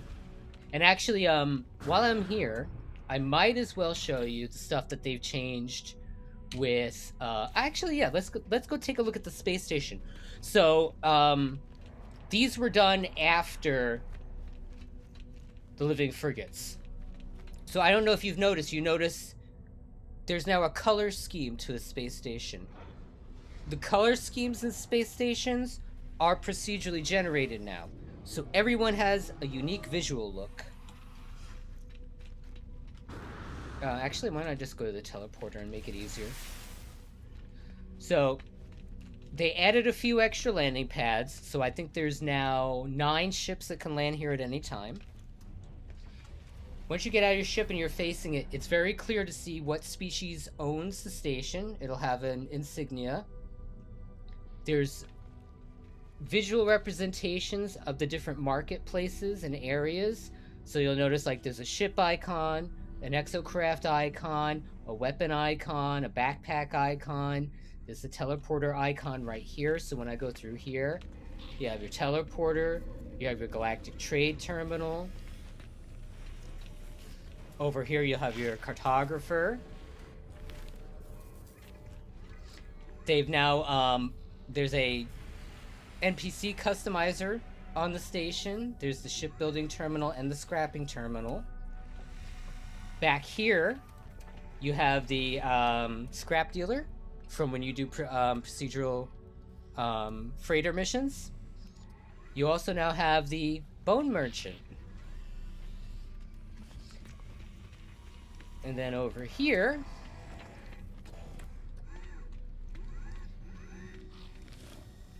you have the mission agent. And something that they added after the living frigates, there's now actual factions. There's 3 of them. There's the explorers, the merchants, and the pirates. Or is there 4? But you come up here, and these guys are awesome because you can, as you up your rating with them by completing, by defending fleets from pirate incursions, defeating sentinels, protecting ships when you have the freighter battles and stuff. Your reputation with these species go up, and the guilds go up, and they'll offer you free goods, and you can donate stuff to them to raise your ranking with them. So what you'll find is like there'll be times where you're running short on stuff. You may be able to come here and get some ship launch fuel, or some resources, or a tech pack, which is really awesome. So as you'll notice, they've changed the entire layout of the stations. They're much bigger. The layouts are the same, so you're guaranteed to come to every space station and find the ship vendor in the same area, the backpack upgrade guy in the same area all the time. But there's lots of cool little flares. Like there's visual representations, there's terminals that you see on the desks. On some of the stations, there'll be holographic projections of like armor and stuff, and weapons. You still have the ability to get a weapon at a space station and your free backpack upgrade, like usual. Like, see here, there's the visual representation of a gun and the holographic projectors. The cool thing is a lot of the decorations that you see in the space stations, like the holographic signs, the posters, some of the lighting, they're now buildable on your base too. Excuse me. And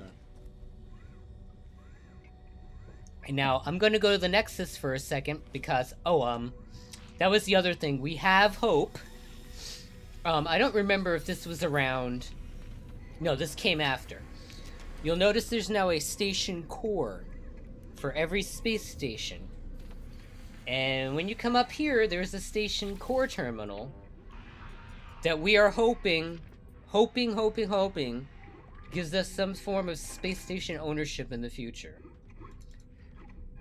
It still isn't active. We don't know exactly what it's going to do, but it's really freaking awesome if we get that. So let me summon one of my ships. Let's get Flea. Where are you, Flea? So I don't remember if they introduced these after the I think they introduced these after the living frigates. These are sentinel ships. These were controversial because this was introduced as endgame content. So you're probably... Have you done the mission progress to get to purple star systems?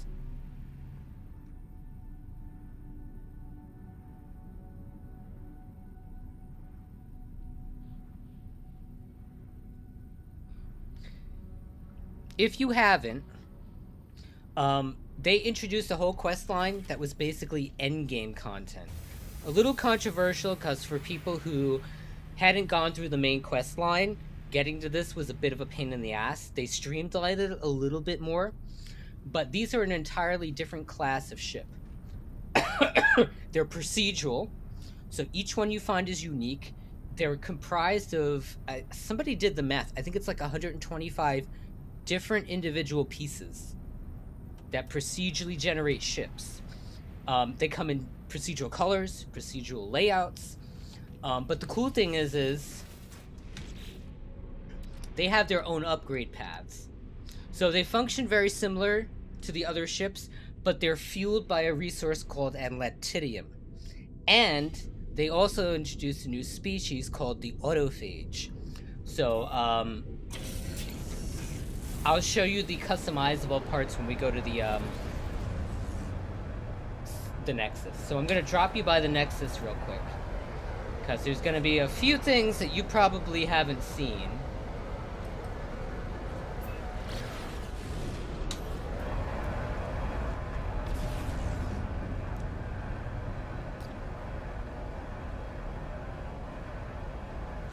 Oh, you may have gotten the, actually I'll show you. Was it the Wraith? The other unique living ship that they introduced to the game?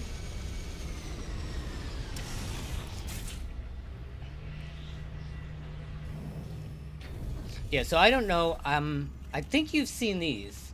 These are solar ships. These have deployable sails on them. They're really cool. I don't think... Okay, so, there's a couple cool things that they introduced on the Nexus. The first one is the Expedition Terminal. So, you don't have to start a new save to run expeditions anymore.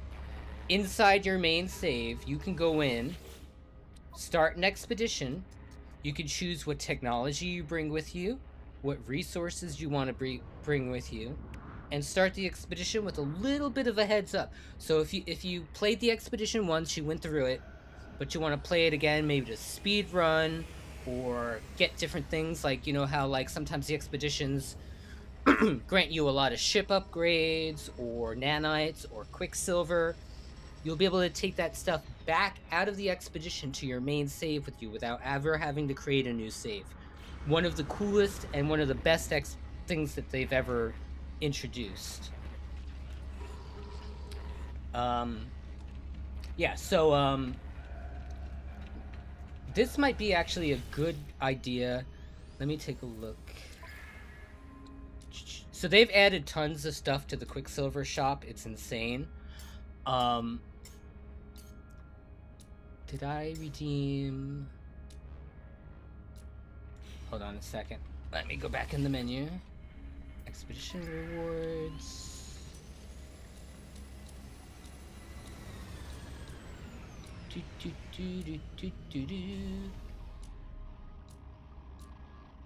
Oh, and actually, yeah.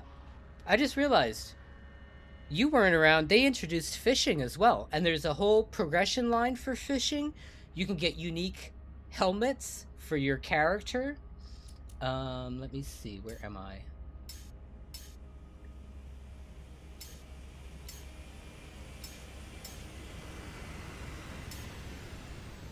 Did I?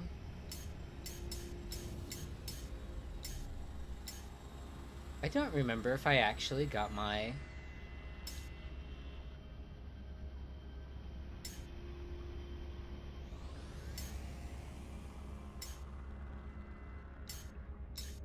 Did I get my race ship or not? But needless to say, there's a number of expeditions you probably missed. The fishing is so much fun. And the fishing is cool because there's a whole bait system. There's a whole new set of cooking recipes surrounding fishing. There's a new deployable, not submersible, kind of like an inflatable that you can fish off of, and it has its own storage, so you can put everything that you catch into it. It's really cool. They did a whole refabrication of oceans. There's now super deep oceans with unique life forms and stuff. Trying to think, what else did they add up here that's new that you may have missed? Oh, Kronos now takes entirely different recipes and stuff. You get nanites back from Kronos now, so he's actually really lucrative if you get into the fishing system. So let me go into the character customizer for you for a minute. There's a whole new race called the Autophage. Oops. And they have all sorts of customizability, different heads. They're cool because, let me check my inventory for them.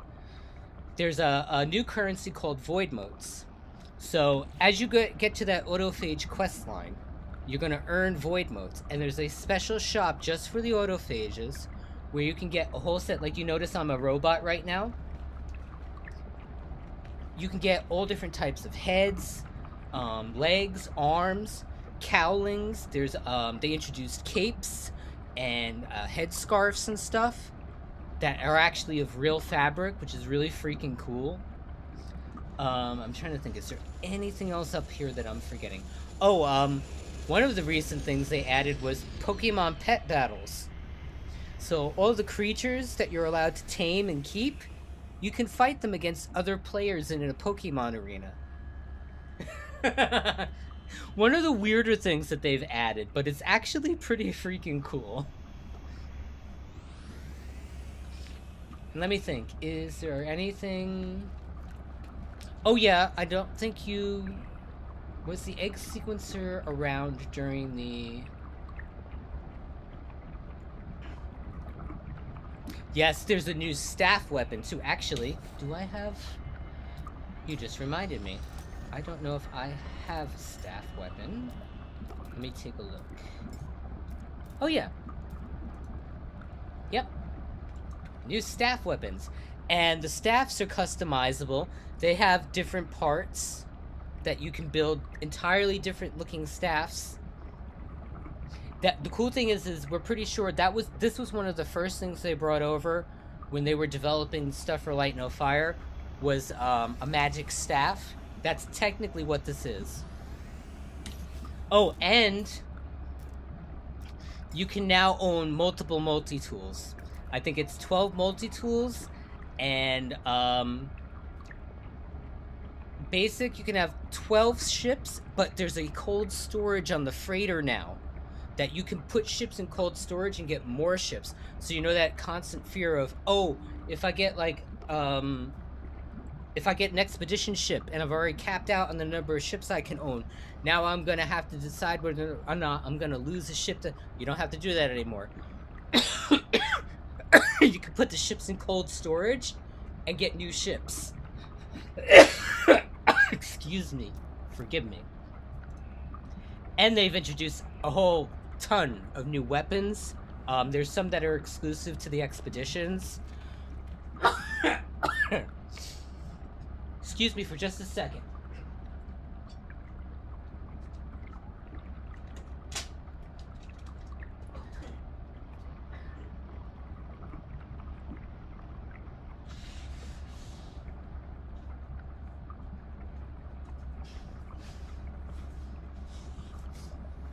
Sorry about that. There's also whole new armor sets that you can get. They also expanded the number of pets that you can own too. I think, let me take a look. 15. You can have 15 pets total now. And the pets have their own stats. So you'll see that there's traits. Oh yeah. Oh, and you there's some unique pets that you can get through expeditions too, like this dude. So Jesus Christ, excuse me. Give me just a second.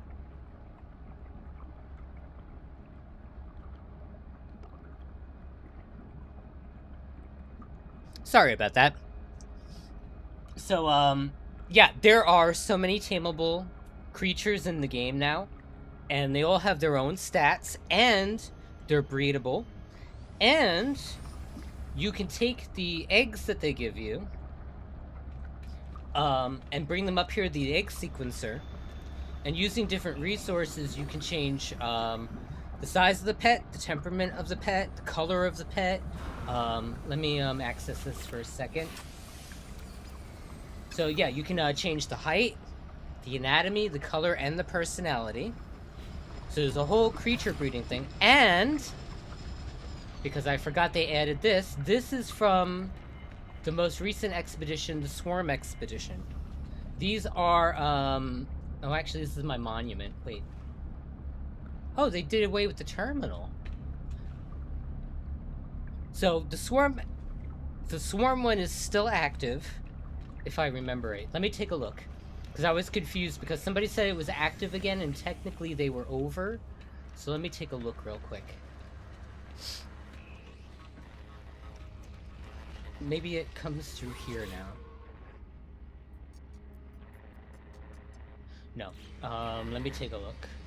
Let me take a look.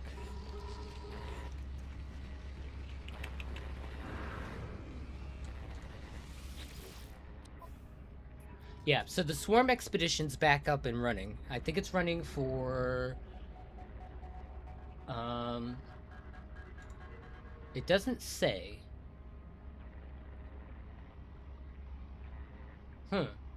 Weird. It's still up and running, so I would recommend doing that. There's a couple cool rewards that you get from it. Basically, it functions like Helldivers. So the entire player base was broken into 3 factions to stave off something called the Swarm. It was actually a pretty cool expedition. But and even one of the cool things is to just come here to the Nexus and look at the all of the Corvettes that people build. I mean, it's always cool to come here and just look at the ships that people have. Like this is another Sentinel ship that I just missed. But you can come and see all the cool Corvettes that people do.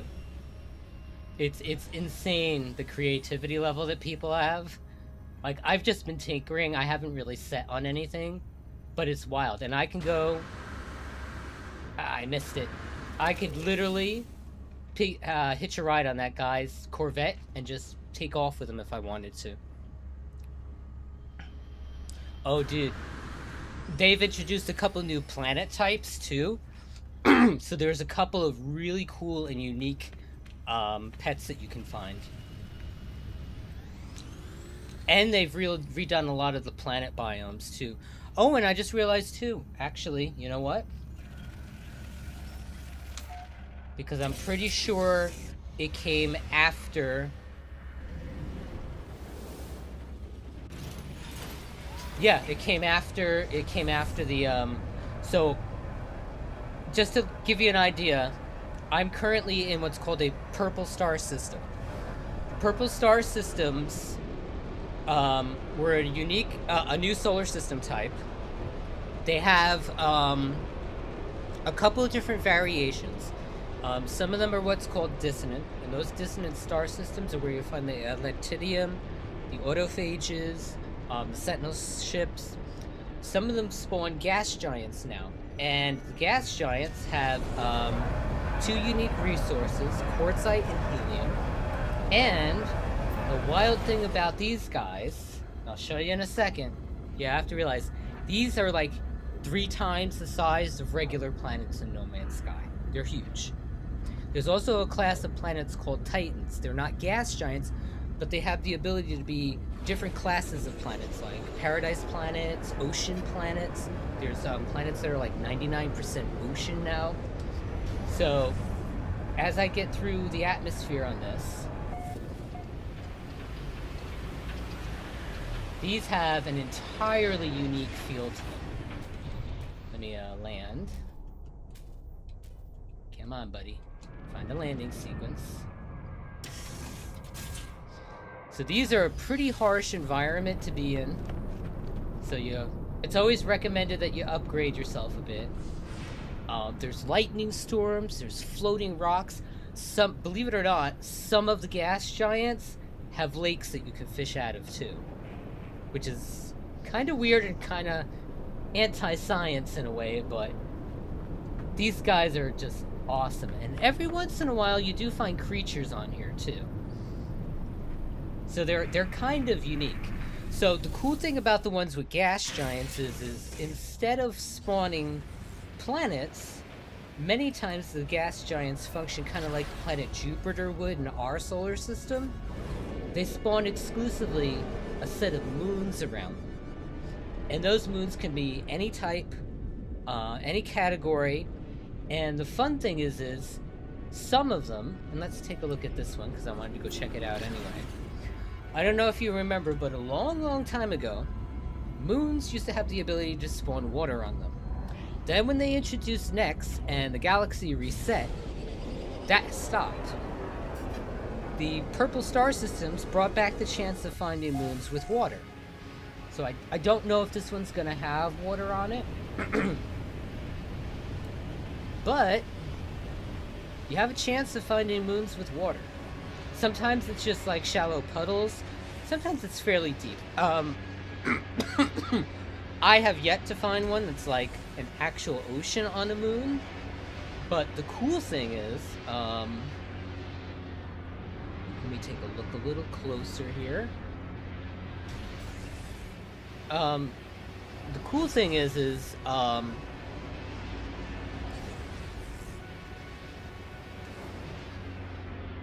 gives a little more variation to moons, because moons can be kind of boring sometimes, but now they're actually pretty freaking awesome. The other thing I want to do, let me go back to, do I want to do it from the space station? Yeah. I'm going to show you the settlement that I have, that I haven't done a lot with, but it'll give you a cool idea of what the autophage species looks like.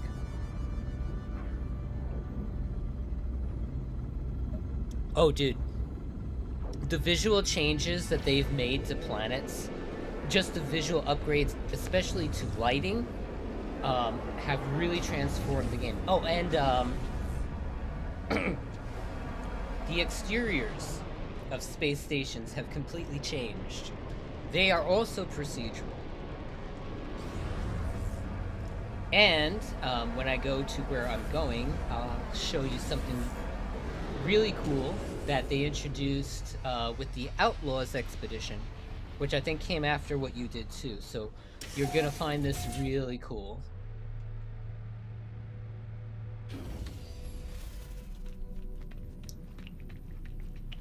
So let me go to the teleporter. Oh, they have expanded the functionality of the teleporter a bit. You can go to your freighter from the space station now. You can go to all of your bases, and if you name solar systems, let's find one. Like every solar system that I go to, that I like, I name So Say We All. It will earmark the space station with your name. So even if you don't necessarily remember what solar system you wanted to go to, all of the solar systems that you visited to, the space stations show up as a hub that you named. So they're a little bit easier to get back to, and there's a lot of information about them now. The galaxy that they're in, the race that owns them, the economy. So it makes finding things a little bit easier. So I am going to go back to, let me go back to, where am I? Let's go here. Yeah, there's been so much quality of life improvements in the last like 3 years. It's been insane.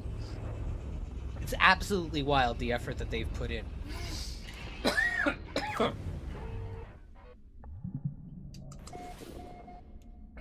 So this is where I'm using my homeworld right now. Right now, I'm in fairly deep water, and you'll notice the biomes have changed completely. They're bioluminescent.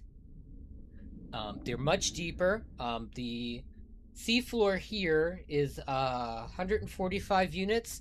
I've been in oceans that have been almost 3,000 units deep on some planets. They are insane. There's tons of new underwater creatures that you can find. There's seahorses, there's manta rays, there's hermit crabs. I've found sea creatures that you could technically consider whales. And the water, let me get up to the surface. Like, see, there's shrimp. Let me get up to the surface. And oh, yes, there's squid, giant squid. So let me get up to the surface.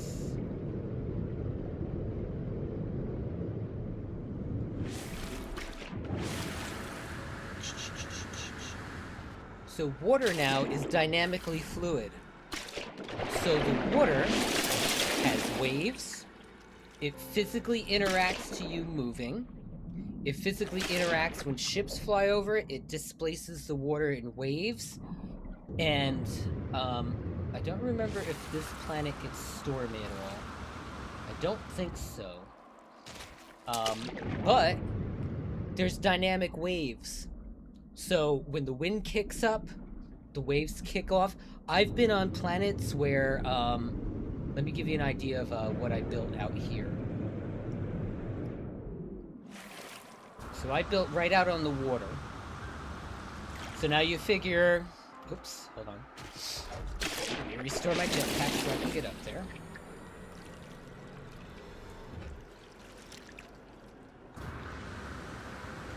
So you figure now, the water itself is 300 units deep. I've built this platform probably 100, 150 units above the water. I've been on planets where I've built a platform like this and had the waves top the platform. They've gotten that high. And it is insane. Because there's dynamic physics now, you can feel it and oh yeah, you can see it, you can actually notice it now. The water here is bioluminescent on this planet. I love this planet so much. But you'll notice there's an undulation, the waves are kicking up a little bit more. There's a little bit of wind. It's really cool. And, oh, dude. And, the water, the colors are procedural. So there are times where you'll get on planets where the water is crystal blue, pink, orange, purple, red, yellow, super transparent, ultra cloudy. It's insane the variety that you have now. And one of the other more wild things is yeah, I took out the landing pad there. I'm going to take you to my settlements. Let me just summon my ship. Oh wait, does the pad here work? I don't remember. Oh, it does. Cool. Awesome.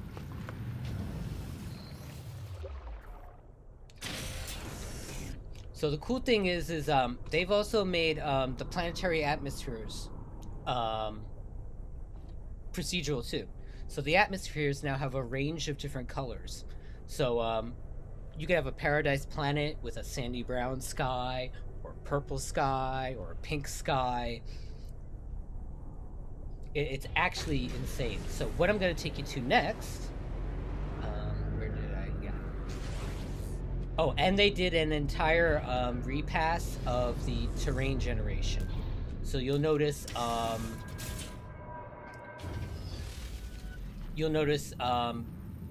remember the old way just around Nex when we had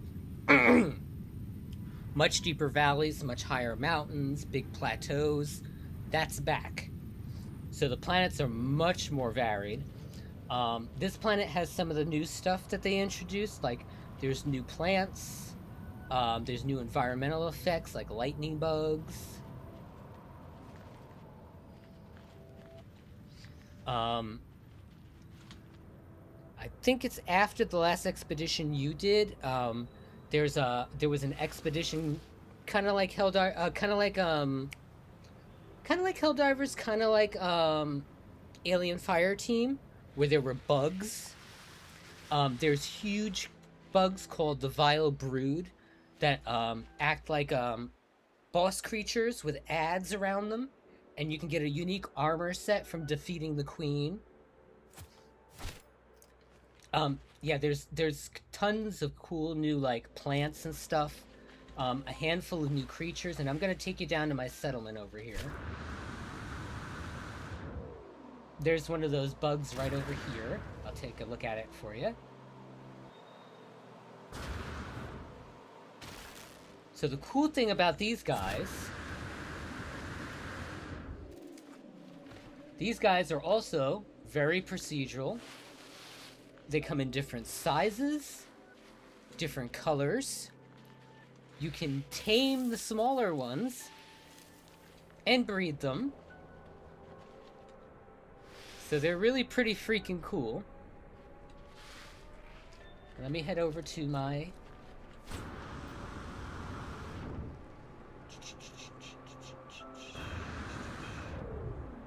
I'm heading over to the right one, right?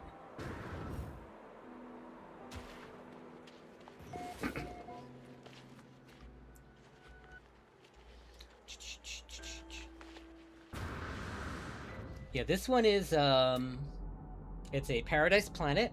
The weather is blissful. The resources are typical. The fauna are rich. The flora are generous. And I have almost no sentinels here, which is a godsend. I don't think I'm at the right one. Oh, no, no. I'm heading to the right one. Never mind. Wait.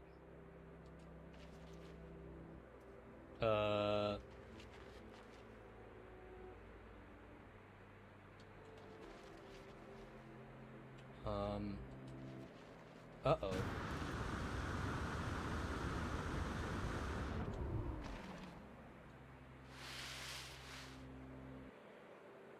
Wait, what? Where did my settlement go?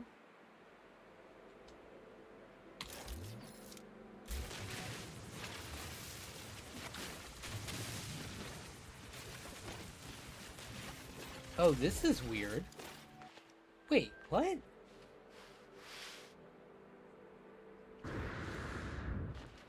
Oh, that's also, there's like new floating, plants that are really cool. They're animated. This is weird.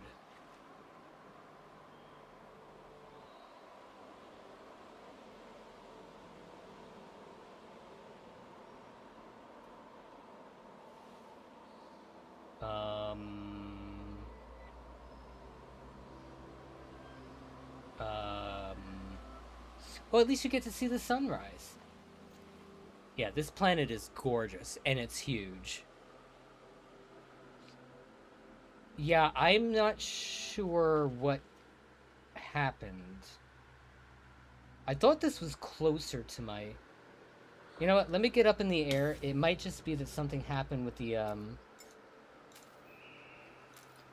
something might have just happened with the icon for the settlement, because I thought it was higher up in the hills, too.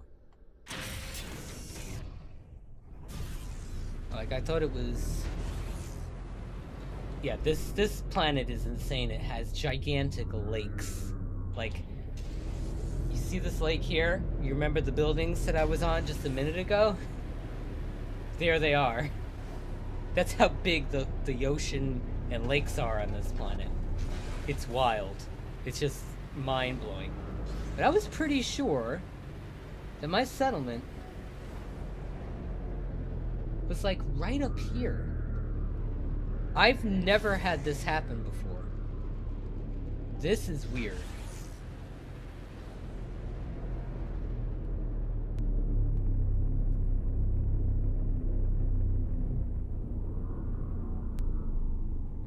Very weird. But I can take you to one on another planet. Actually, you know what? Let me leave the planet and come back. Sometimes that fixes it.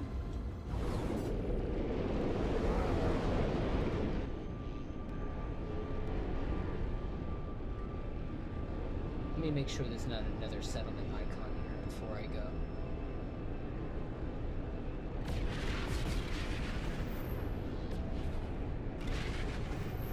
Alright, I should be able... Let's go back and see if it pops in. Sometimes the game does weird things.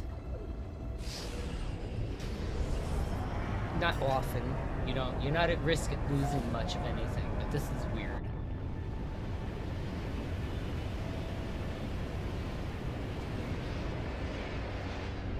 Yeah, this is bizarre. Because, like, right down there, if I remember right, is where it was. So this now makes me wonder. A couple of people were hypothesizing that we're getting a galactic reset the next update. And I'm starting to wonder. I'm really starting to wonder. Because that usually never happens. So what that means is one of two things. they reset settlement locations. Because sometimes, like, the placement of settlements are procedural, so sometimes they'll be, like, buried and stuff. It's been a problem with them for a while, but they will go in and change the algorithm to fix that. That might be something that happened, or something is changing with them. I'm gonna check the other planet and see what the one on the other planet looks like. Just out of curiosity.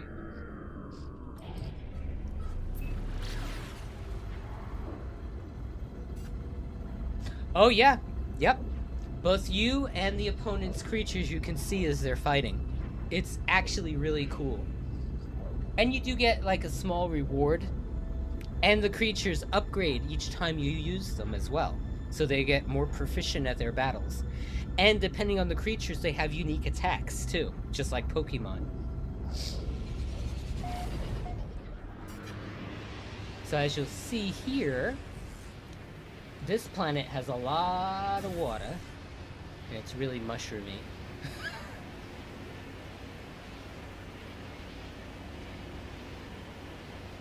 Oh, this is weird.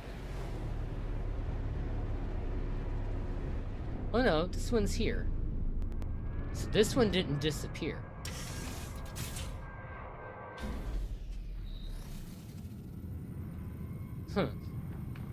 Alright, so this one is not a xenophage settlement. This is one of these standard ones. But the cool thing is now there's a mayor's terminal. Every one of these buildings that are prefabs are upgradable. They're class-based. So not only is the settlement based on classes, but the buildings are too. So the more you improve your buildings, the bigger your population grows. Gives you access to other things like a mission terminal that you can send settlers out on. Like lots of really cool stuff. The population moves around. They're interactive. Eventually you'll be able to have landing pads, a market stall, a teleporter, a fishing pond. It is. It's actually... I joked about it when I first saw that they were introducing it as an update. Like, it kind of felt kind of corny. But once you start, like, engaging with it, it's actually kind of fun. And it gives the pets meaning. Because even though I like the pets, like, I don't use them for traversal at all. So, like, being able to actually, like, use them for something is really awesome.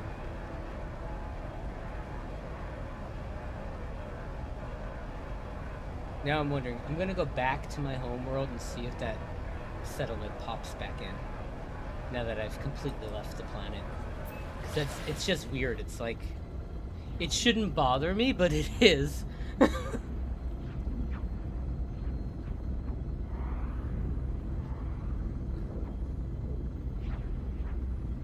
It's unusual. In the hundreds and hundreds of hours of me playing, like, the only thing I've ever had is, like, if I had a base and I dug it out of the ground, sometimes that stuff comes back and covers up your base. I have never, ever had a settlement vanish.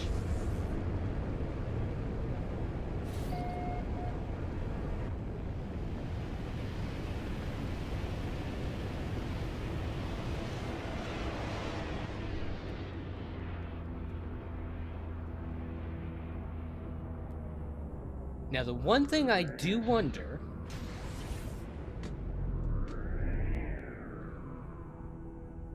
I don't think it would be... Well, it might be mod related. I did notice that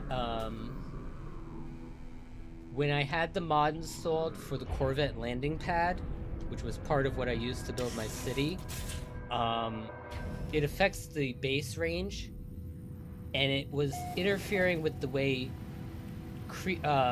settlers move in the settlement, but that shouldn't move the entire settlement. It doesn't respawn all the time. Yeah.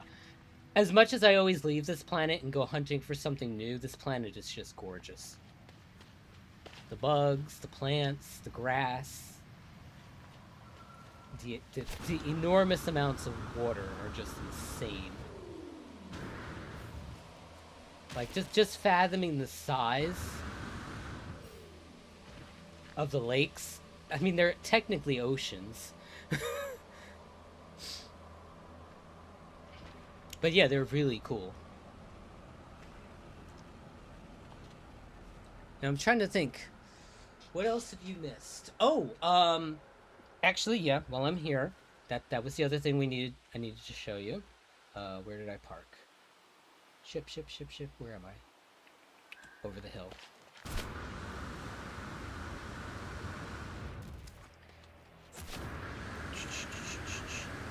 Whee!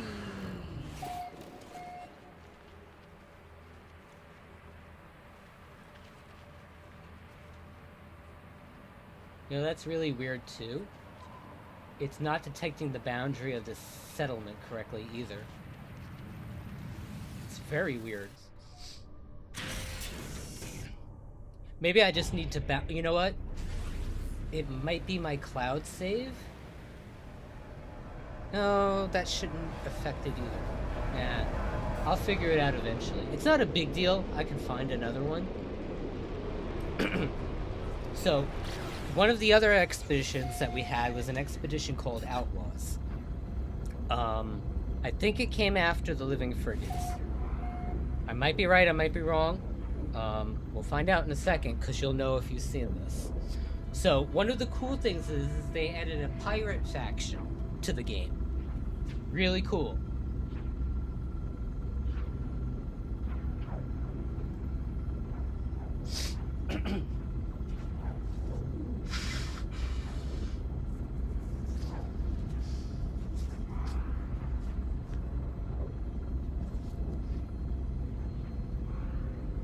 Well, the funny thing is I'm going to show you another planet that I consider super perfect, and one that has some really, really cool text. So, they didn't completely do away with the old space stations. Occasionally, you're going to find two variants of the old space stations. You're going to find an abandoned variant, which has the super old original No Man's Sky space station layout, but is completely abandoned. Then you're going to find ones called Outlaw stations.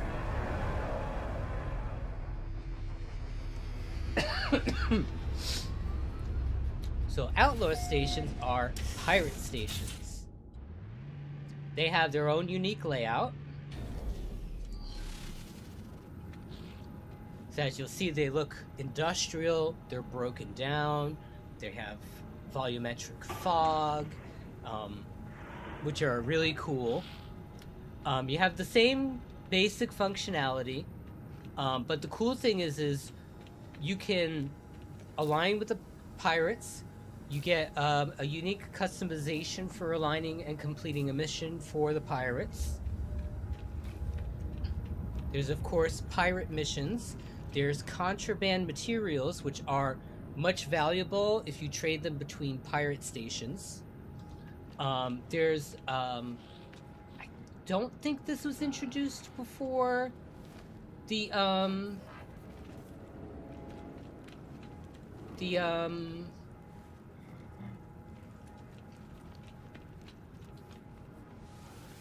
me take a look for a second. I don't think this was introduced before the Living Frigate update. These are X upgrades. These are procedural upgrades that are bought for nanites, and they vary insanely. So I'm going to show you one that I have. I believe it's on my multi-tool, right? Oh no, it might be on my exosuit. Yeah. So they are procedural, and they have a variety of stats on some of them. So like some of them, like I thought I had one of my. Let me change my multi-tool. Hold on. I have the wrong multi-tool.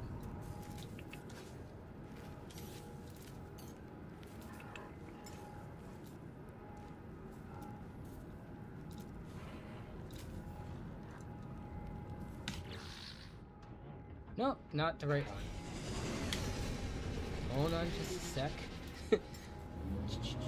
Radiator. This one? Oh yeah, you can name your weapons now too, before I forget. So X upgrades are insane. They're procedural.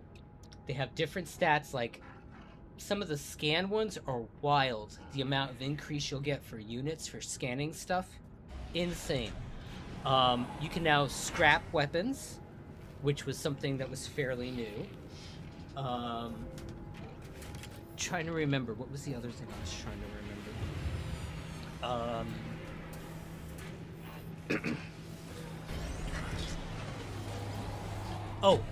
There is now a pirate freighter encounter where you encounter a pirate freighter attacking civilian ships. And if you defend the civilian ships, you have the option of claiming the pirate freighter or destroying it. And it's huge. Granted, the interior design thing is the same as the existing freighters, but it is massive. And I don't know how much you dabble with freighters. Let me bring my freighter back and I'll show you. Actually, I can go after space and show you.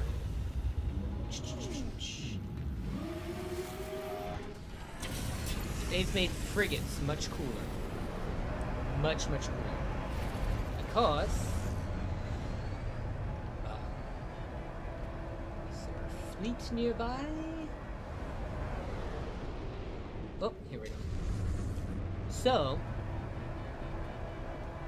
as you'll notice, you can now buy recruitable frigates. And, let me go to my freighter.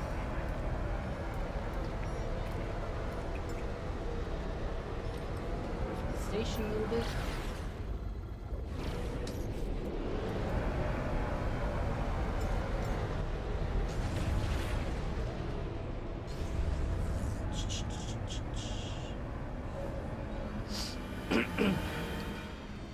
Excuse me.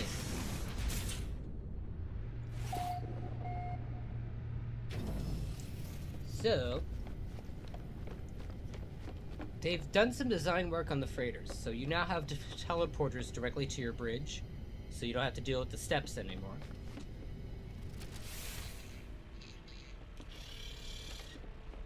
So of course you have the warp map, the upgrade and customize.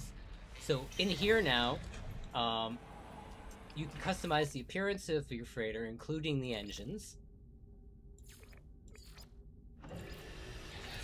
And there was some unique engine flair that you got from expeditions as well.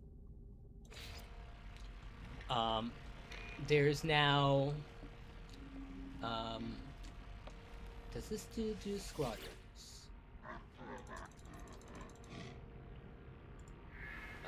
Hold on a sec. I think... So there is a fleet manager. This terminal now offers you the ability to manage your fleet. So, any of the frigates that you own now have classes, a role, a rating. The more missions you send them out on, they upgrade. So you're not stuck with a C-class frigate forever. Really cool. The living frigates you can also send out on missions. They have the chance of bringing back upgrades for your living ship, which is really cool too. The other cool thing is they added squadrons. So you have the ability of hiring pilots and their ships to join a squadron to fly with you. They don't really matter too much in combat, but they're cool to have with you. And as you see here, there's the Managed Starship Archive. You can now actively put ships into storage. It doesn't work on Corvettes, but any other ship you can put in storage, freeing up a slot for you to get more ships. One of the coolest freaking things ever.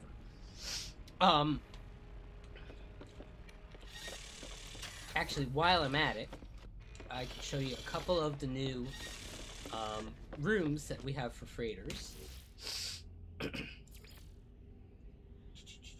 So there's the fleet command room that allows you to manage all your ship expeditions.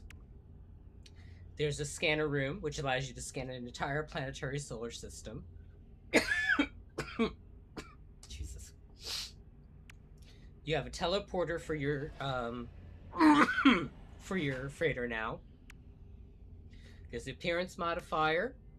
There's the specialists. You now have the ability to farm on your freighter, which works much more. Which much. Jesus. Forgive me for a second.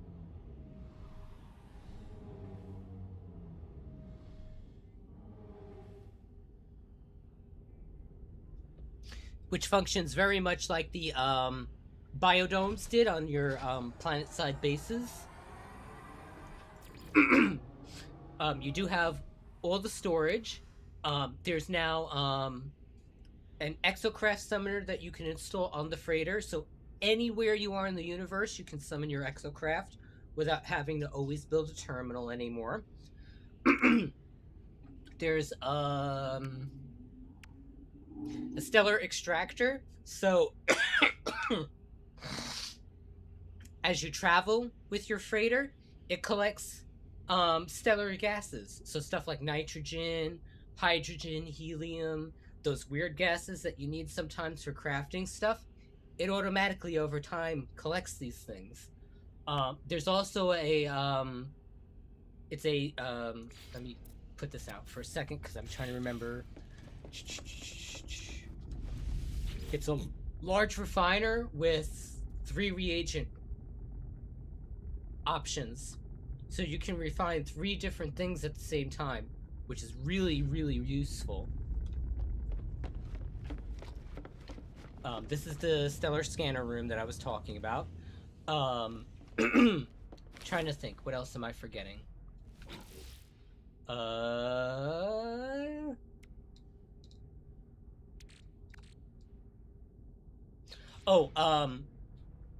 They changed the procedural freighters rewards at the end.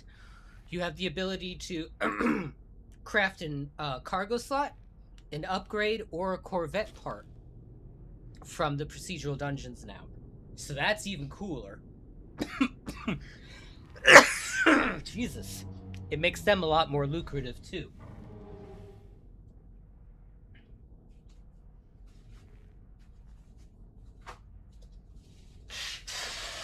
Oh, that was the other thing too. We'll go back to the Nexus for a quick second because I forgot to show you. You're going to be blown away by how much they've added to base building. Weird park.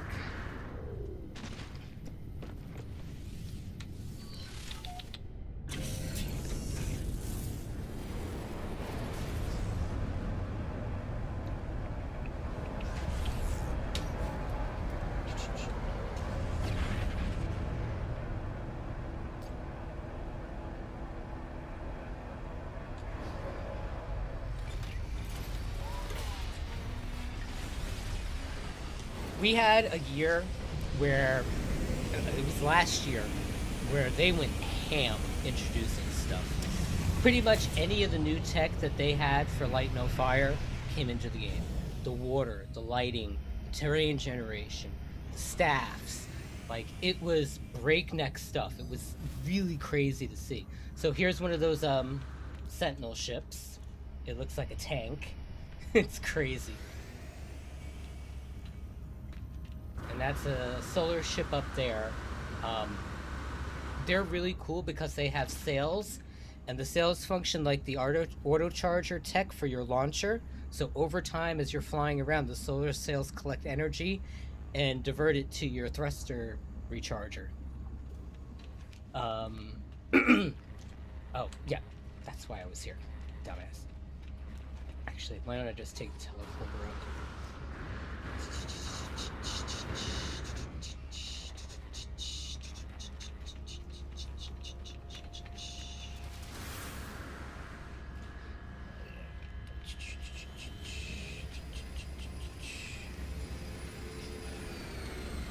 So, one of the more wild things is when we got the autophage, think it was the same time as we got the autophage. They redid all of the base. Well, they did it in 2 stages. There was a set that they did before the autophage and a set that they did for the autophage, where they redid base building components. So,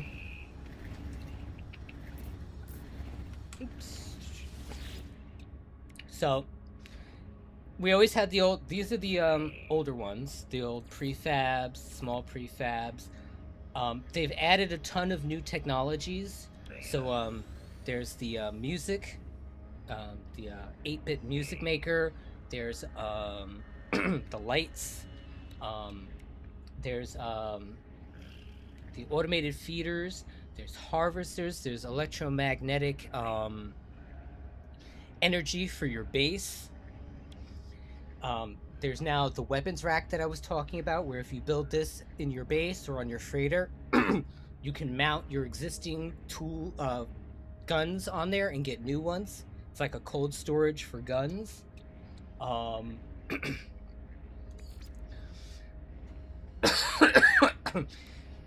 There's now a dedicated buildable platform for the submarine.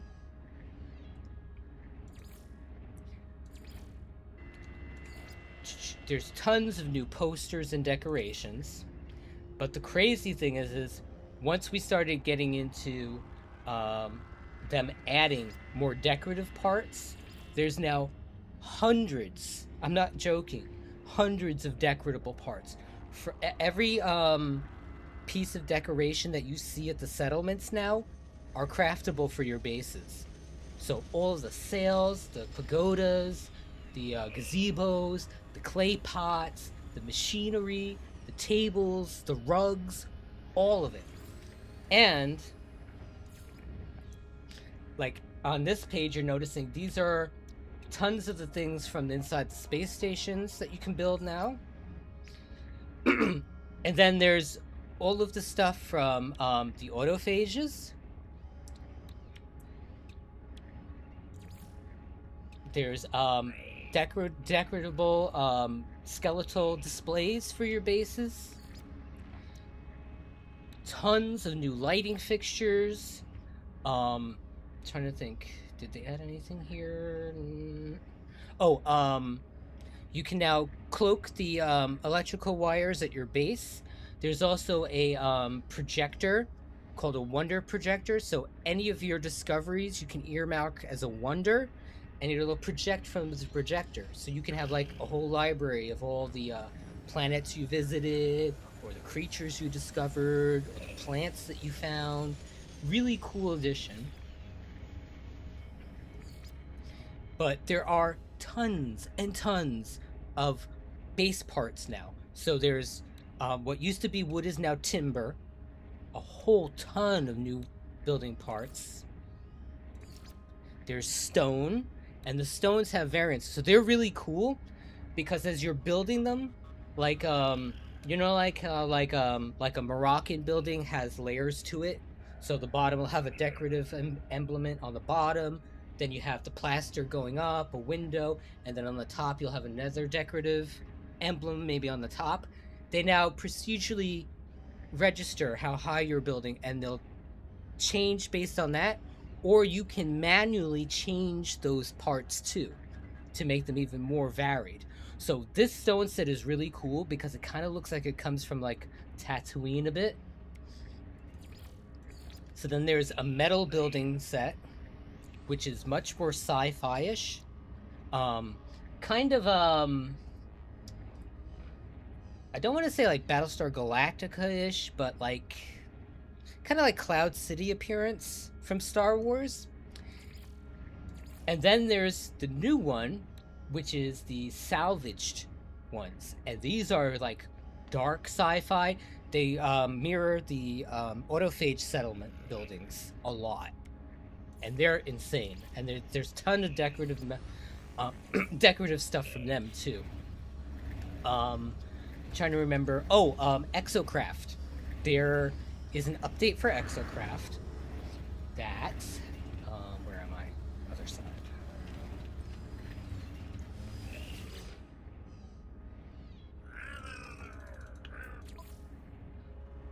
So they did a cool little um, expedition where you collected scrap on the planet and salvaged it in these huge furnaces and stuff. And it came with a new set of upgrades for the exocraft. So there's a excavator, like a scoop that you can put on the front of your exocraft that automatically harvests as you're driving across the planet. So every time you hit a rock or a tree or a plant or a creature, it harvests from them automatically. Trying to remember.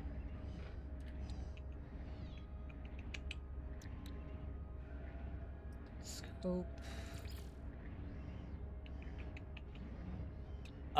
They did some refining for the submarine in terms of tech too. There's a new set of armament for the mech that you drive, called the hard frame appearance modifier. That's really cool. Trying to remember, I'm forgetting something. Oh, there are attachments, like different forms. I guess they're not tech that you get from here. They might. I think they were only for the expedition. So once you have them, you can craft them, but they don't show up as tech, if I'm remembering right. But it's different wheel treads. There's different cabins. There's now a cargo bay in the back that you can use. There's what's called a gravitino gun that allows you to pick up the scrap or other pieces and put it in the back of your exocraft. Trying to remember. There's spider legs, so you can have a crawler exocraft, which is really cool. I'm trying to remember, what else am I forgetting? Did they add? I'm trying to remember. I think there's some multi-tool changes too. Oh yeah, under multi-tool, that's where you get the fishing rig and the gravitino gun. I'm trying to remember. Oh, there's now a cloaking device for your character that you can install on your multi-tool. There's also an incinerator gun for your exocraft that's only part of that expedition. So I highly recommend in December, keep your eyes open. There's a 4-week window where they redo the year's expeditions. I definitely recommend doing the expedition redo. So worth the time for the stuff that you're going to get. Am I forgetting something else? I think there was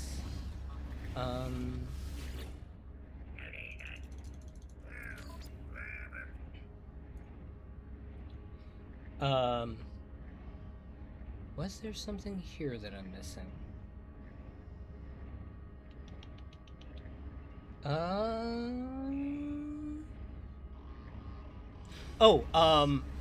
There is, even though it doesn't have a UI element, it's kind of feels like an afterthought, but there is a ship power system now. So, I'm trying to remember the keybind for it. Let me get in my ship. Oh yeah, here's a couple different variants on the Sentinel ships. There's this one. There's that one. There's this one over here.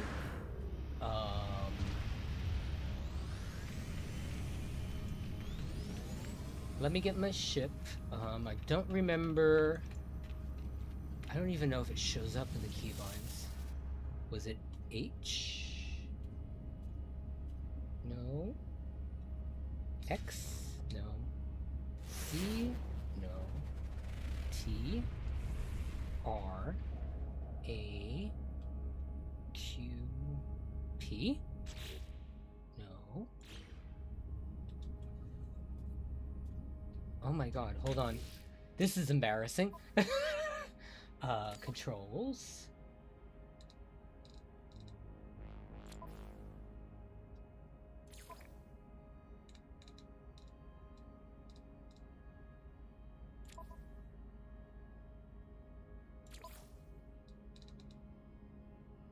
Oh,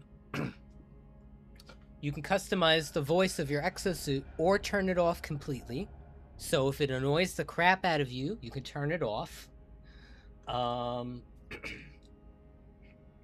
You can change what hand you hold your gun and mining tool in, left or right. Goddamn. I know I'm forgetting where the hell this is. Where the hell is the keybinds?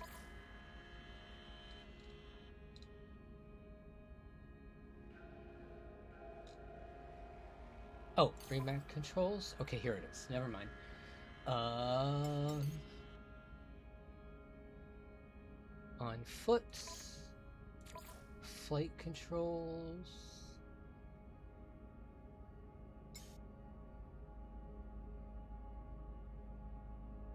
Oh, here it is.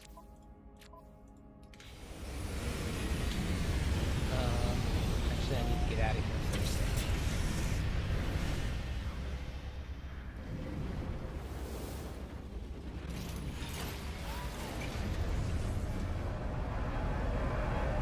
So as you see, it says diverting power to weapons, diverting power to engines, diverting power to shields.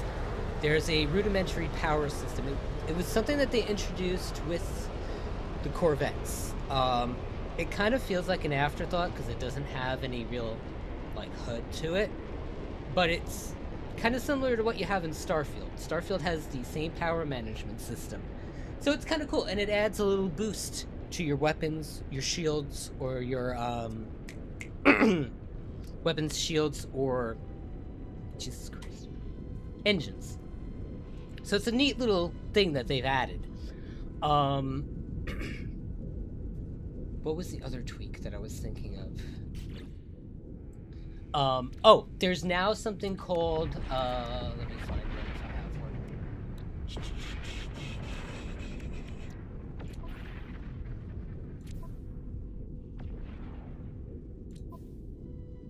Oh, you'll notice, they did upgrades to inventory.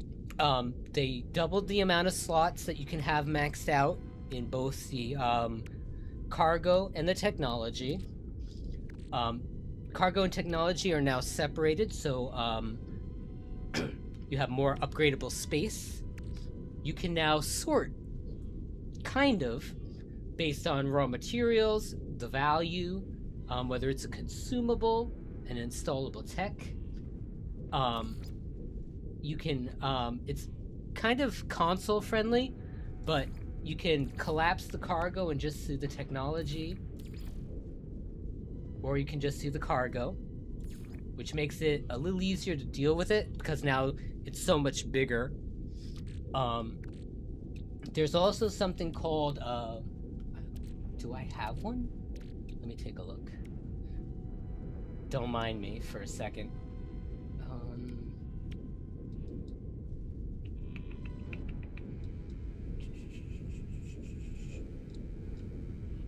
Well, I'll explain it to you.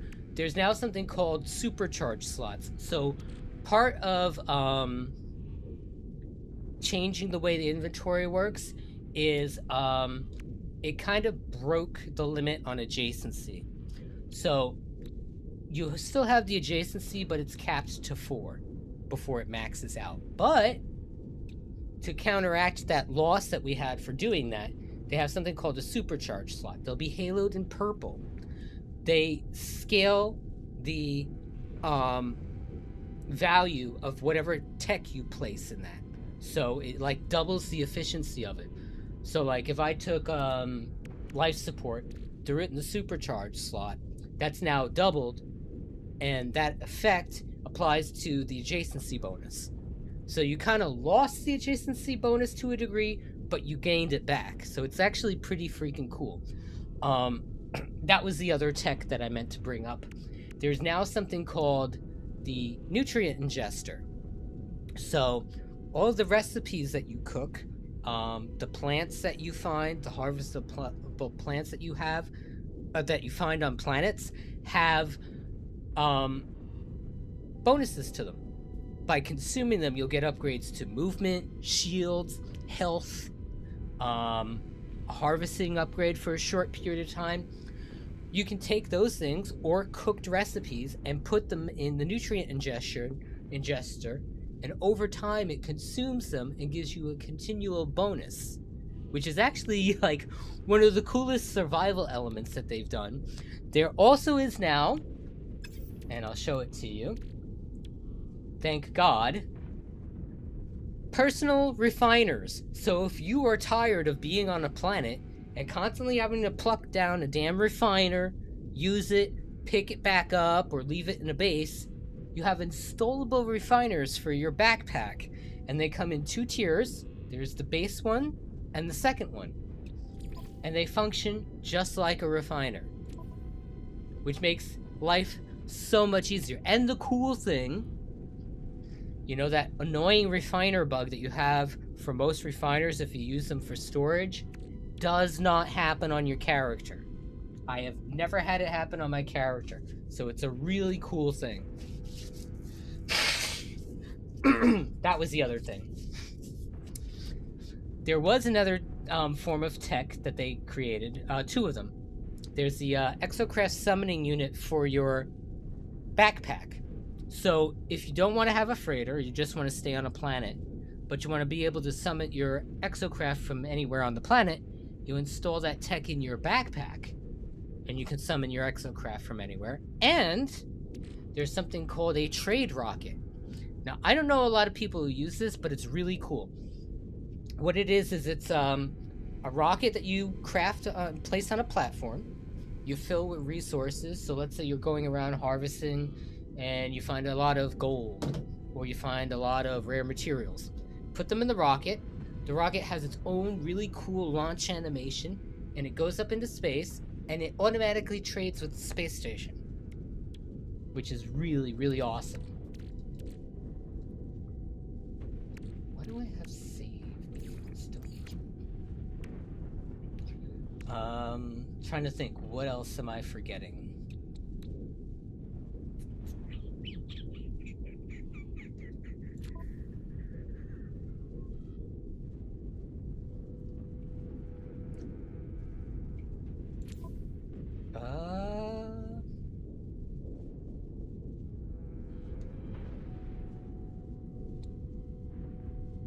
Oh, actually,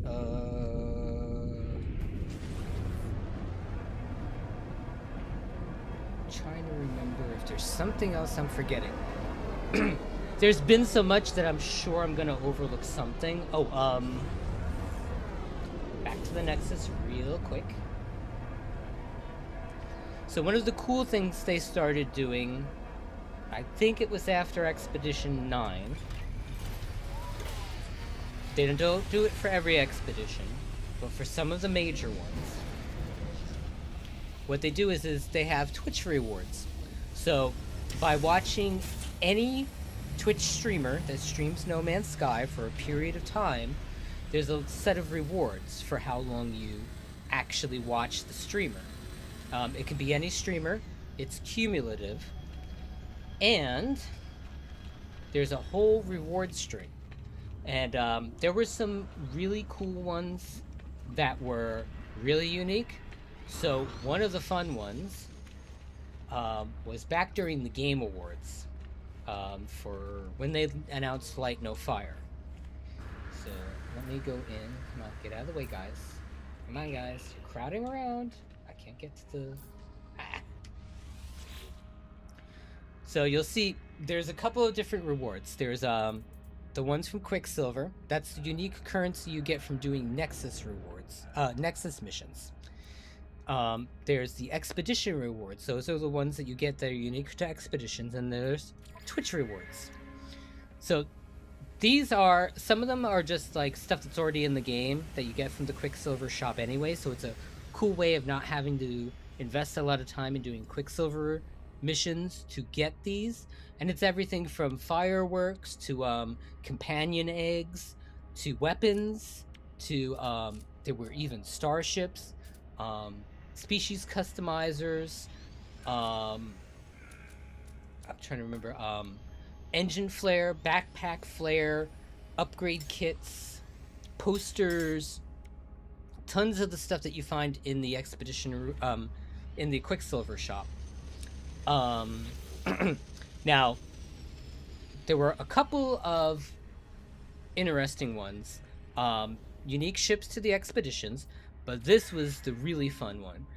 For the announcement of Light No Fire at the Games Awards, they introduced a unique Starborn runner. It's painted different. It's kind of like the Golden Vector that we got as a reward a long time ago, but it's for the Starborn runner. And while we're here, I don't think anybody has it.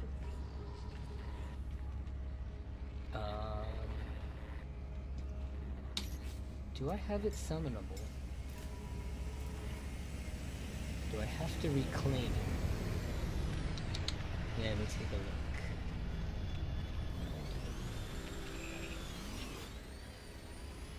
That was an expedition reward.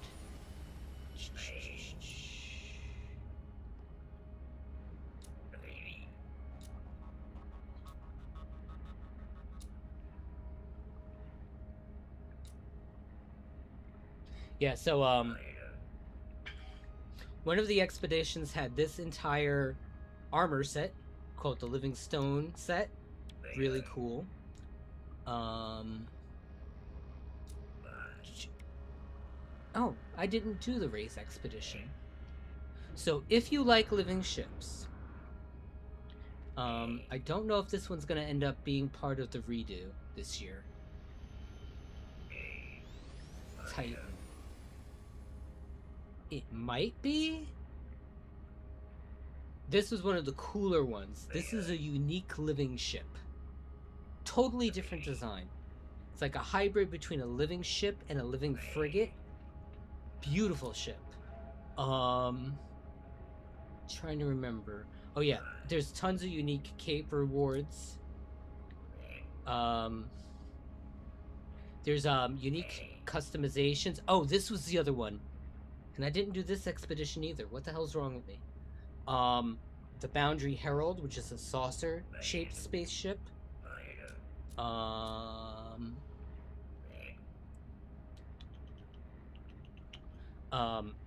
Another armor set, the Chitin armor set.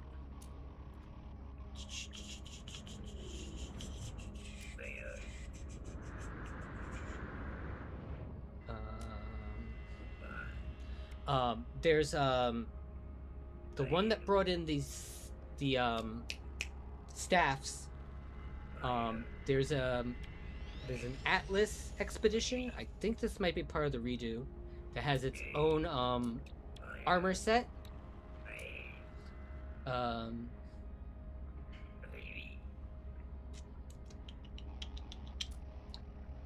Oh yeah, a quadruped egg. So you can get a quadruped, the Sentinel robot dogs. You can get as a companion. Where are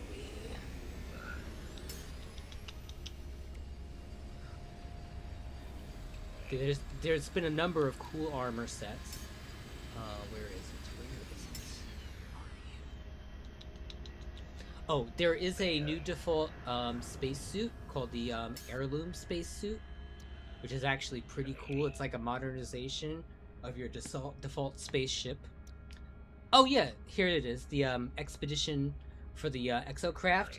There's mechanical legs, the asymmetrical cabin. Oh, there's now like paints. There's a couple of paints that you can get. This is the camouflage one that you can apply to base parts, exocrafts, and spaceships. Here's the Aaron rewards for the expedition. Here's the Mecha Mouse egg. These will be part of a redo. They eventually at some point said that they are working on getting all of the expeditions playable out of that terminal in the Nexus. There was a unique weapon cannon for the expedition for the Corvettes. Where is it? There was a unique ship called the Iron Vulture that's kind of like the Mandalorian's ship a bit. the cool thing is you can disassemble this and use the parts, create your own ship, which is fun. There's a couple of different pets that we were getting, like those weird bugs from the procedural freighters.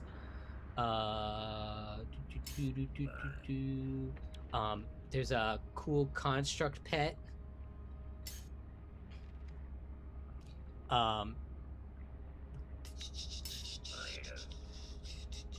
Some unique heads that we got for player customization from the rewards, and hands and chess pieces. Oh, this was one of the cool ships. I don't think this is going to be part of the redo this time. I could be wrong. It looks like an A-Wing or a snow speeder from Star Wars. One of my most favorite ships to fly. There's a cool Vader helmet. There's just so much now. Like, it's insane. You can get a sandworm pet. That was Titan, which might be part of the redo if I remember. I don't remember where the cutoff is. It's usually the year's worth. But yeah, it's insane the amount of crap that's in game now. Like, it's just wild. Like, absolutely wild. And it's just fun sitting here in the anomaly and just looking at all the different ships that people have.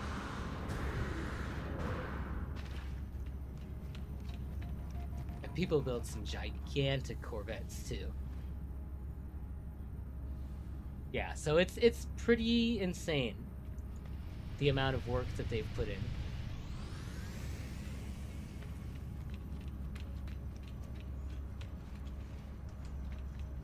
And we have no idea what the next update is going to bring. Cosmos, the way they've introduced it, and the fact that it didn't come out the same week as the anniversary, probably means it's something really large. It's going to bring in something fundamentally game-changing.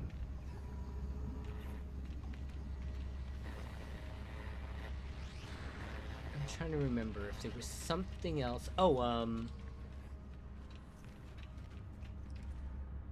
there is a scrapping terminal now at every space station for weapons and ships.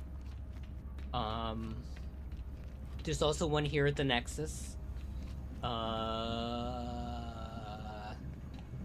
Trying to remember if there's something I'm forgetting.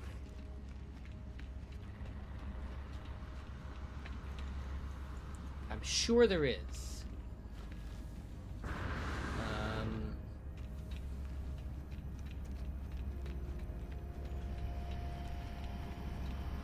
Let me go back to...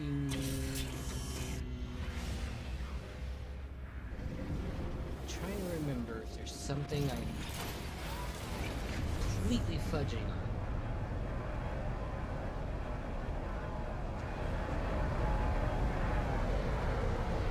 Oh, that was the other thing. Really, really, really cool. If you go under difficulty settings, you can customize the game any way you want. So there's all the default modes. There's creative, normal, survival, relaxed, creative. But there's a couple of unique things you can do. So there's a mode now called Abandoned, where all you have are only the creatures. No NPCs, no pirates, no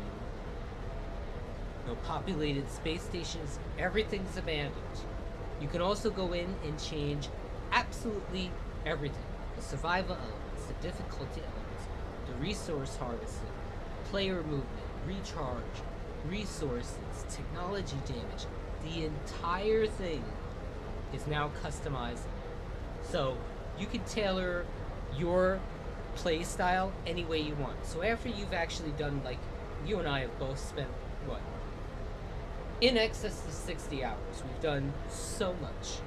Once you hit that like end game and you want to make the game easier for you in the end, or there's something that you just maybe don't want to do an expedition to get access to, like I said, the Aaron Corvette parts. You don't want to do the expedition or do scrapping and looking for them. You go into creative mode, you can get all of them. So it makes things a little easier for you. It's also like I use creative mode to do shipbuilding and base building, just to make things a little less requiring on having to go out and harvest a ton of resources all the time. Some people like that grind, some people don't. I've done the grind so many times that I just love making it easier on myself.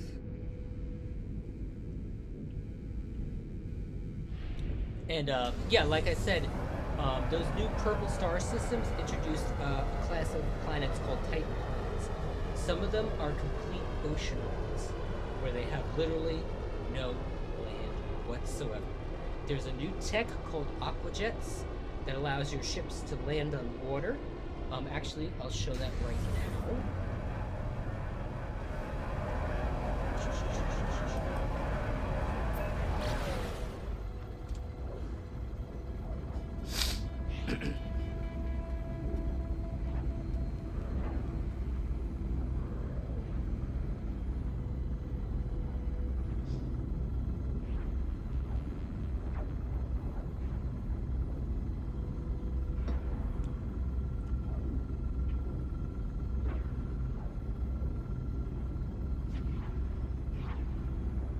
And you'll notice as I'm streaming, I don't have my bitrate dropped. There is a mod called Pulse Lines that does away with those pulse lines that makes the bitrate on streams drop and makes it hard to see.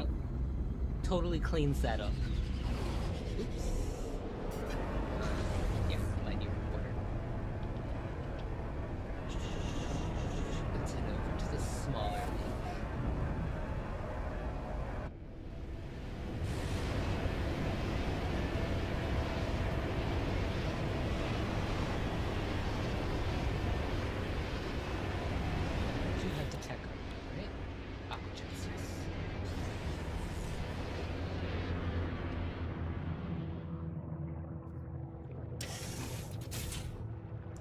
So now your ship lands on water.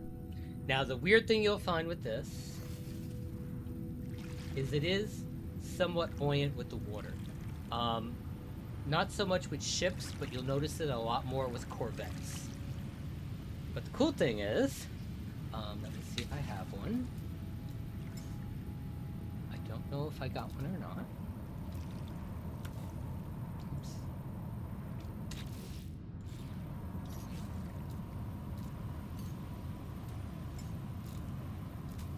No, I don't have one. You can fish off your ship, which is really freaking awesome. So yeah, you see the water is now waving. There's a disruption in the water. It looks like water. It's insane, the tech that they put through to get water like this in this game. It's not fully physicalized though. Like if I terrain manipulate and I like if I was here and I dug a hole down in the bottom of the lake, it's not going to drain the lake. But it's physicalized to the degree that you can disrupt it. It interacts with wind, so it's really cool.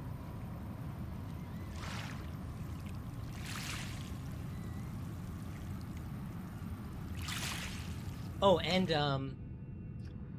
network. They have added some changes to multiplayer. Not great.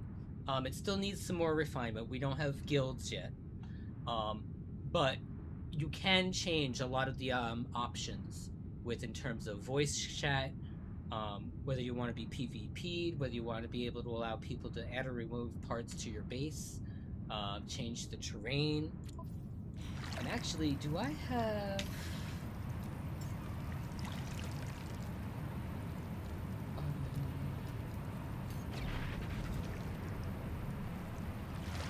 Oh, I do.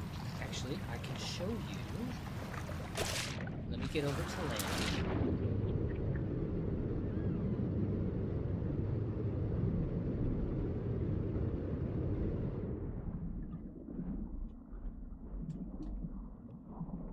Yeah, you'll notice you see the actual physicalized water from below, and your body interacts differently with the water now too. It's much more natural when you swim. There's I don't know if you remember, the water used to be a image plane. So when you came out from underneath it and stopped interacting with the physics, there was that barrier that you hit coming out. That no longer exists anymore. So let me get up to some flatter land.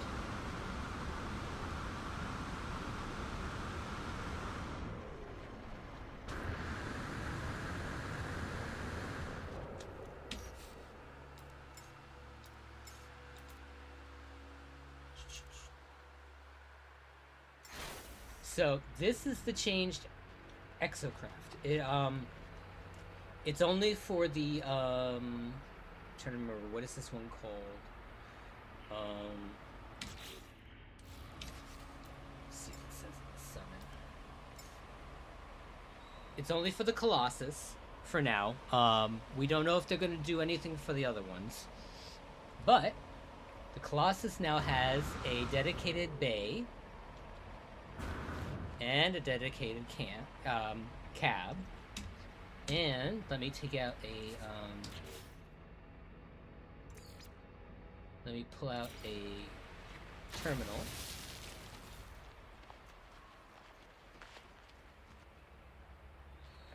So you go in, you can modify the exocraft. So now I have different treads, including those spider legs.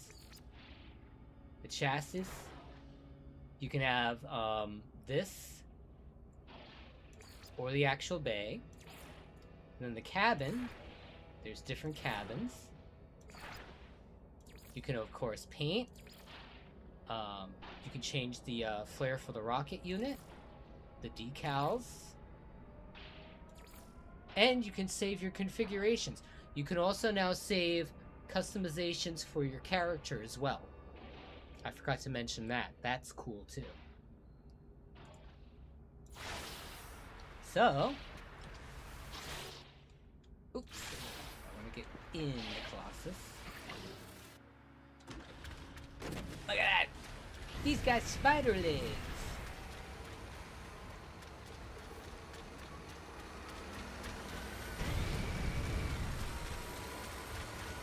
And it's got a horn, which is hysterical.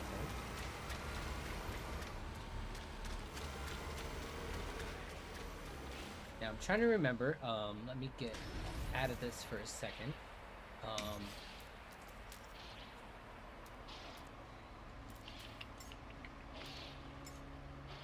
wait, do I have the Gravitino tech installed? Yes, I do.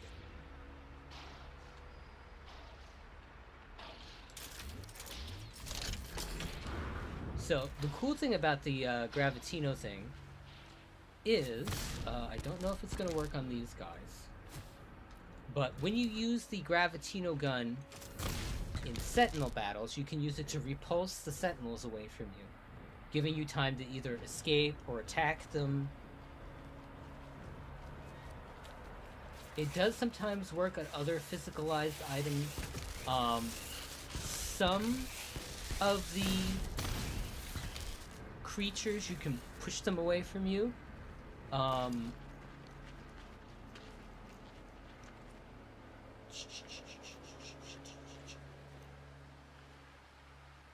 don't remember. It definitely doesn't work on, like, creatures, but it does work on mechanized stuff. So it's a cool little nifty thing if you find yourself in a Sentinel battle you feel like you can't get yourself out of. Oh! That was the other thing, too. They made finding upgrades on planets a little cooler. So now those, those cylindrical things that have smoke coming out of them that you find sometimes on the ground, that you take the living slime or the residual goop out of, and they used to just give you a small amount of resources, they now sometimes have the chance of giving you upgrades. Also, when you defeat sentinels, sentinels sometimes drop sentinel glass. Sentinel glass can be opened to have upgrades in them. So I believe, yes, these upgrades that I have here came out of sentinel glass. And they are also procedural, so they have different stats on them, and they can be wild, awesome additions. And actually, you know what? While we're at it, since I know a lot of people may not have done the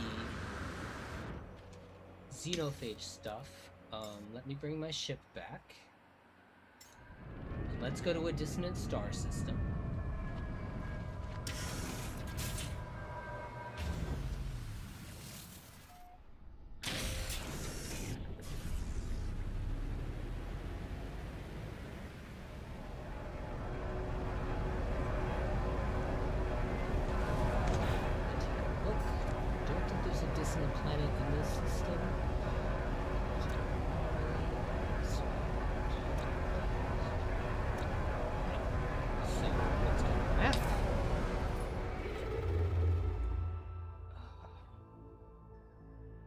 Wait, no, it is saying dissonant. Hold on.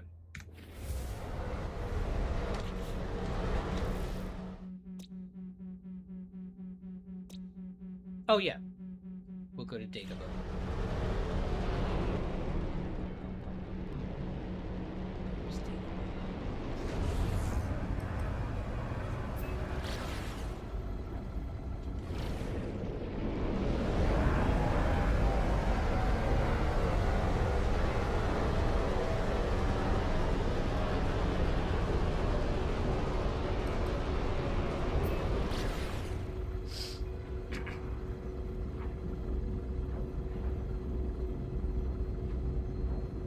Oh, you can find living fossil pets. Basically, skeletal creatures, which are creepy as hell, but actually kind of fucking cool, too. And I'll show you later, there's a new set of mechanical pets as well.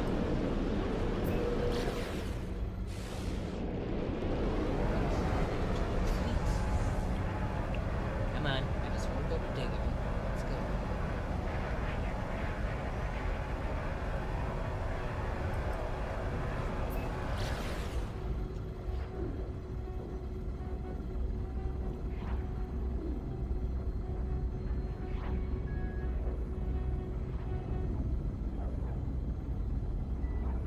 Alright, so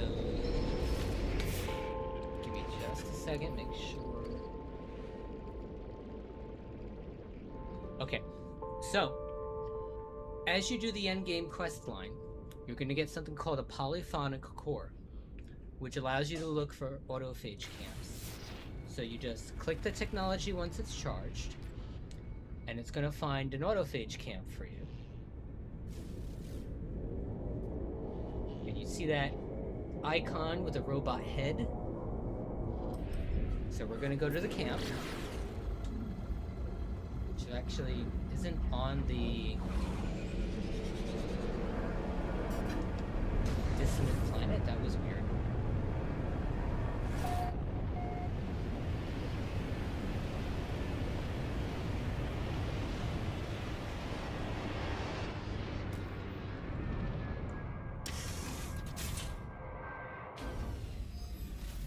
Okay, so when you first get to the camp, you probably won't see much, so you just use the C scanner, and the camp pops up. So these guys offer their own unique quest lines that reward, remember I said void motes? Void motes for customization. So, there is a autophage synthesis terminal. So you can come here and build your staffs. There's 3 components, and there's tons of customization. Or you can exchange void motes for repair kits, autophage settlement charts. There's unique components that you can get, and then a ton of unique player customizations. Now the other cool thing,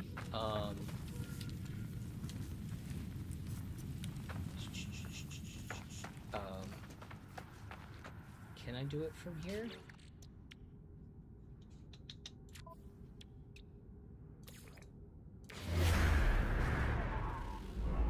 Is when you're on a planet, you can scan for an autophage signal. And we're gonna go there.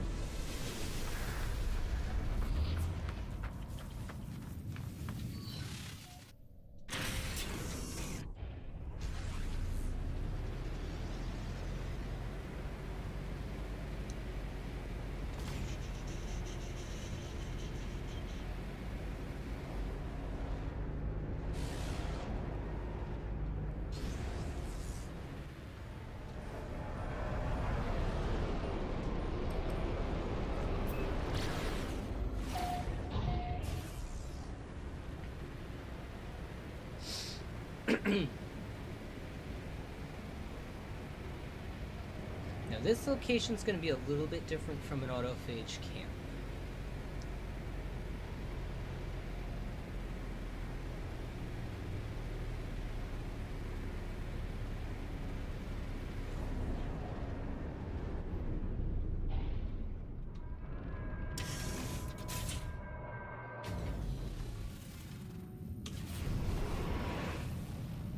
Oh, actually, I take that back.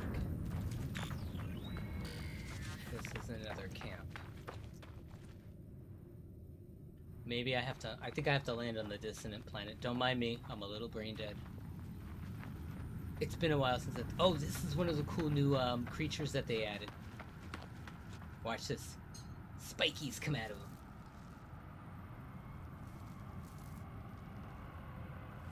And there are the skeletal pets. They're creepy and cool at the same time.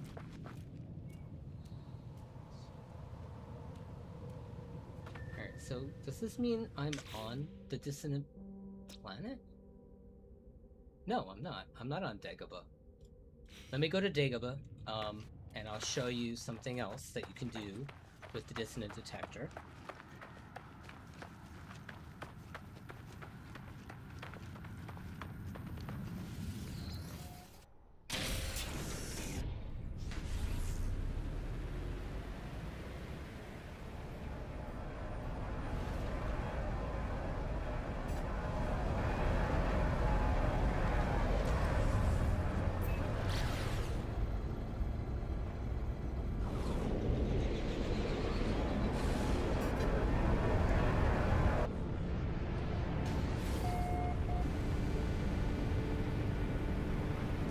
Should work on here if I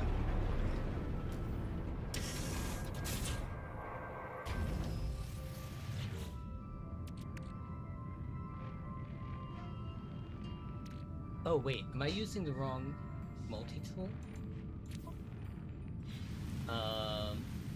Shit.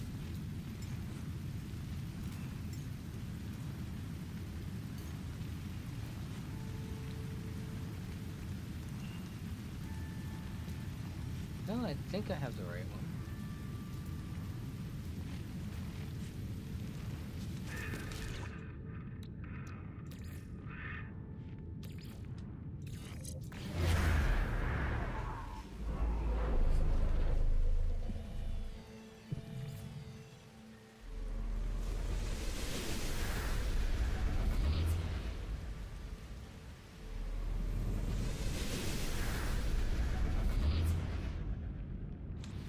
I think I'm doing this right. It's been a while since I've done these.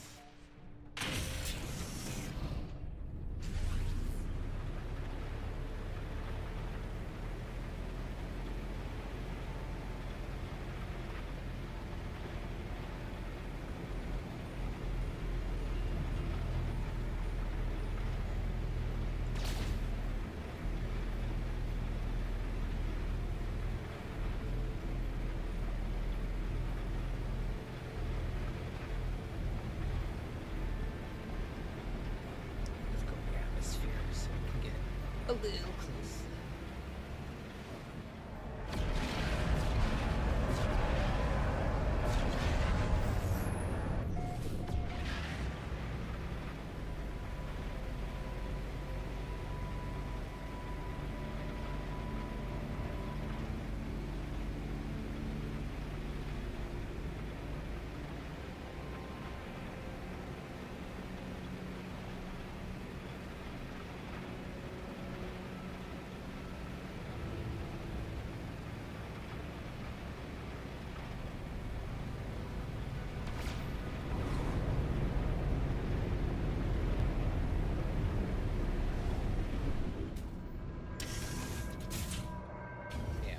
Might be doing this wrong.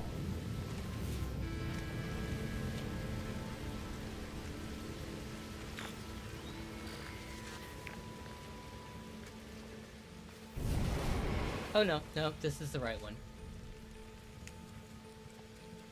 Is it? Oh wait, no. Hold on.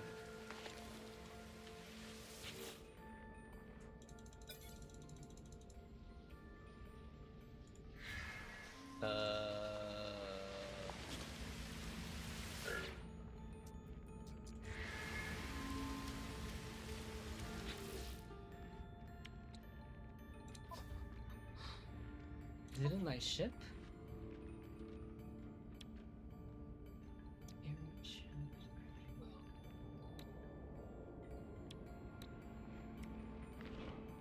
I know I'm not losing my mind.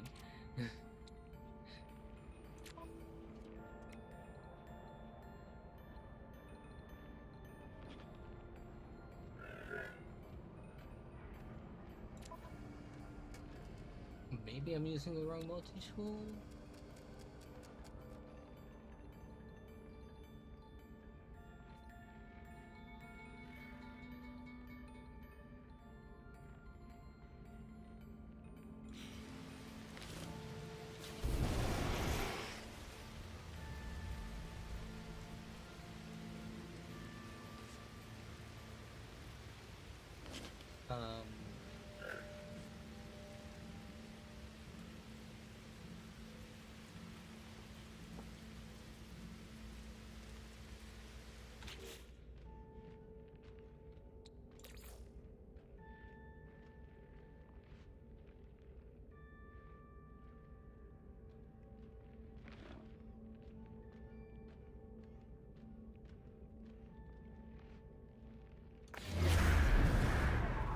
I will get this right. This is embarrassing. I should be able to show this correctly the first time.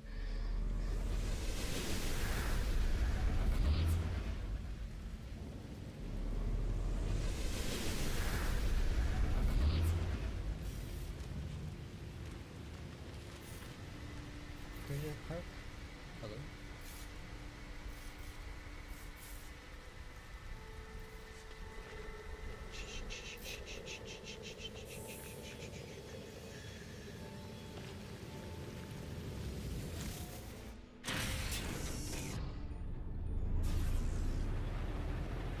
Is that gonna take me back to the other camp I was at?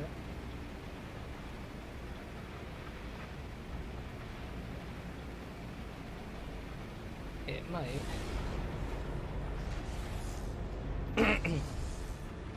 Oh, maybe I have to do it from space. Well, no, I just did that from space. Oh my god. Am I actually forgetting how to do this? I wanted to show you the other form of the autophage camp that gives you a pathway to finding sentinel ships.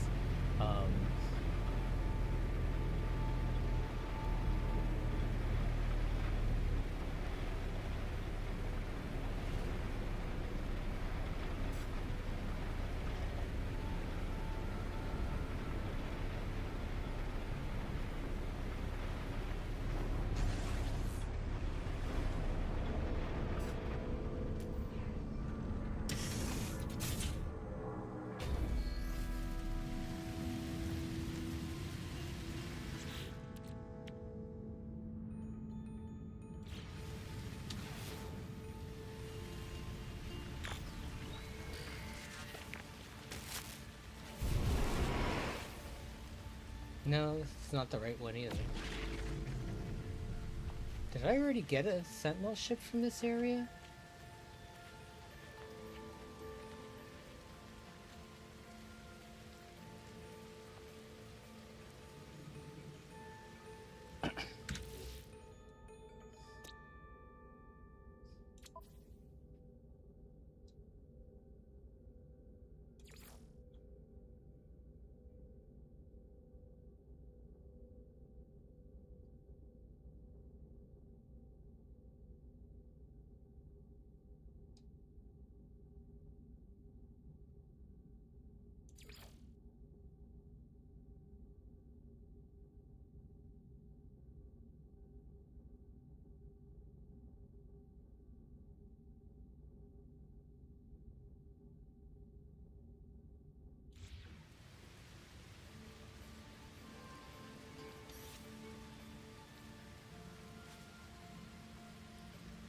Oh, this might be it? I think I screwed up.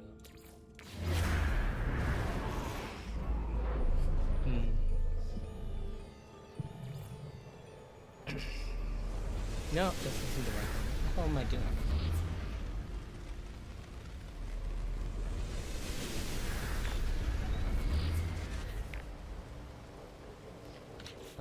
Oh, no, I know what I have to do. I'm such an idiot. So, they introduced a new set of sentinels. And there's these guys, these little ones. There's spiders, and there's dogs, and then there's these drills. So, you destroy these guys, and every once in a while you're going to get a specific form of tech. Hey, I destroyed you. What the fuck?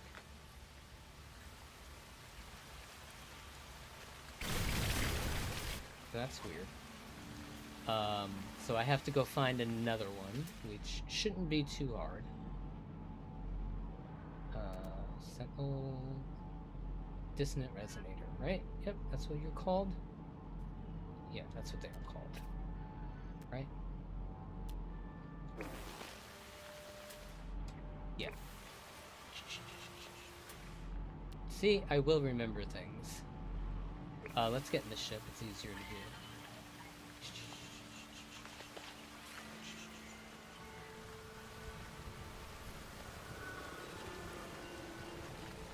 Wait, where do I park?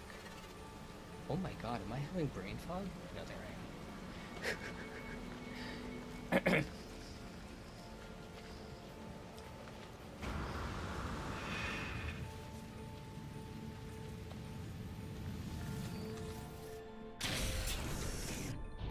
So I'm just gonna skim the surface for a little bit and find a new resonator.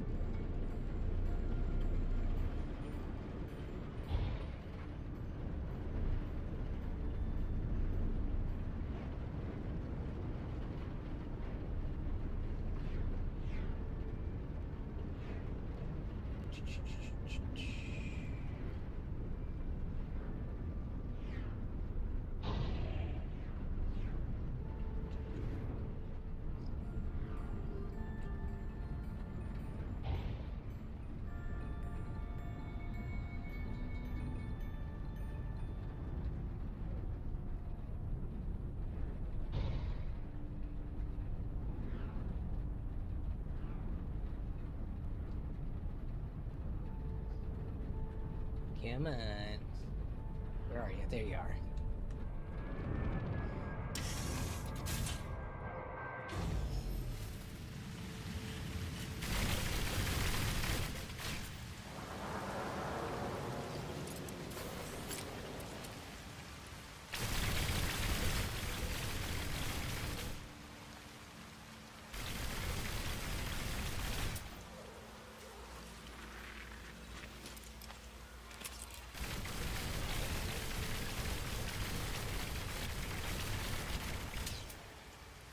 Wait. What the hell? Yep. Got another one of those. Alright, we need to find another one. It's unfortunately a little more random than I like. Let's hit this guy. But it's worth it in the end, trust me.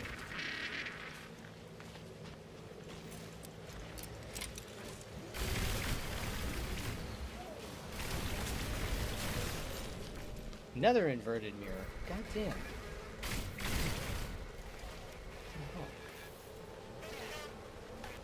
Did they change it? Maybe it's from the Sentinels?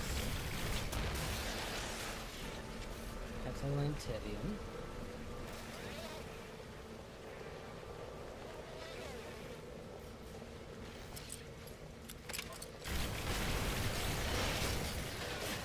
That's a Lantidium.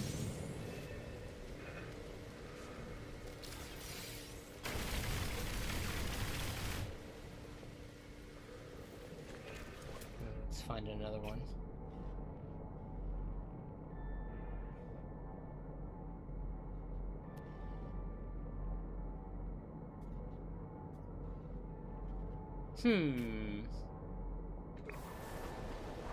I think they changed the drop rates.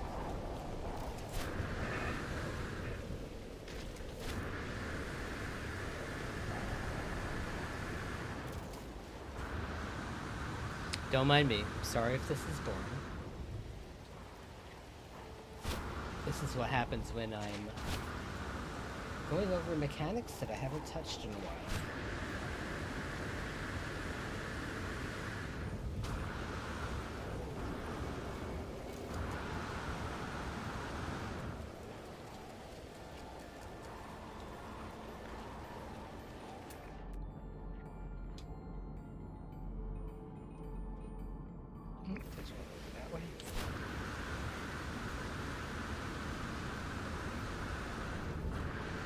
Oh yeah, the other cool thing they've added too is during weather events, certain things happen. So during superheated storms, your backpack recharges and lasts longer. Harvesting rates increase. During the cold, your recharge and your sprint shorten. I'm trying to remember radioactive storms if they affect anything. I don't remember. But there's a couple new cool storms. There's a tornado you can get swept up in.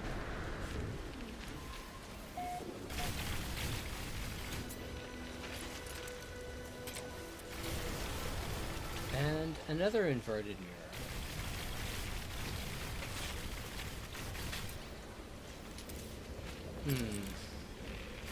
Should I be concerned?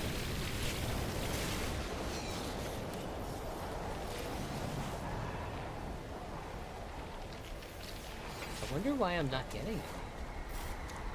I noticed the spawn rate on these guys are bad. Oh, you know what? Hold on. Let me get out of creative mode for a minute.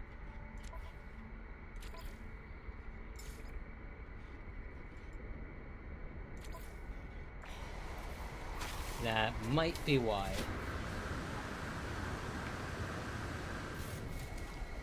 Let's find another one. Actually, can I just cap the guy that's near me now?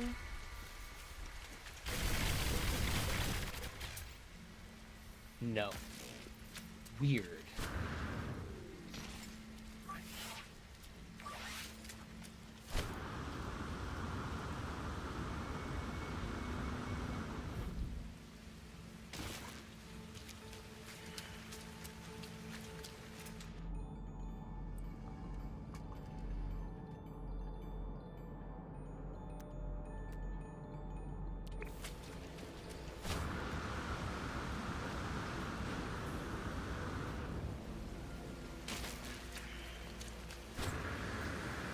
Oh, you know what I didn't check?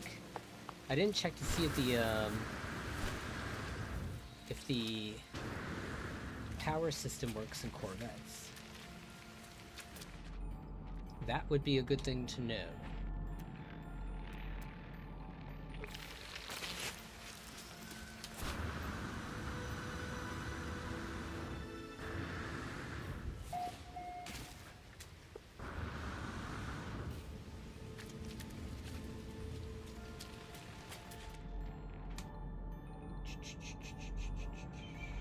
Come on, where are you guys? Right there.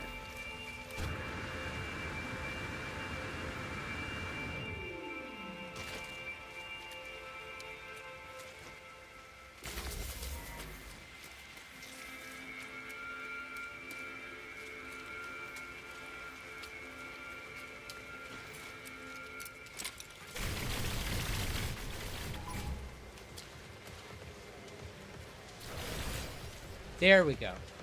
Okay. So the object we're looking for is an echolocator. So what you do is you activate the echolocator. It's been a while. That's going to give you a harmonic camp location. So let me get my ship. Ah.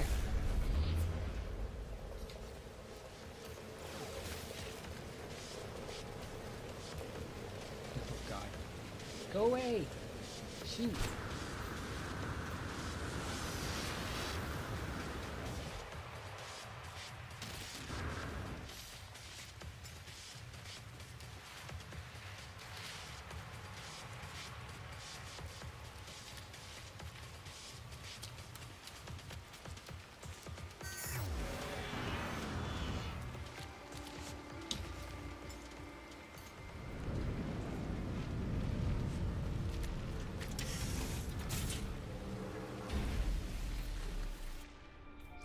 Alright, so now we're gonna go to a harmonic camp.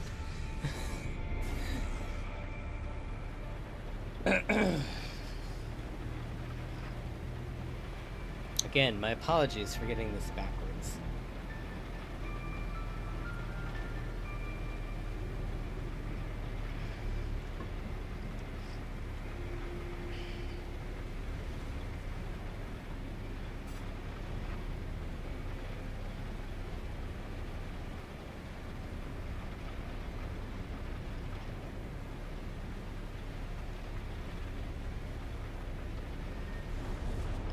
Alrighty, so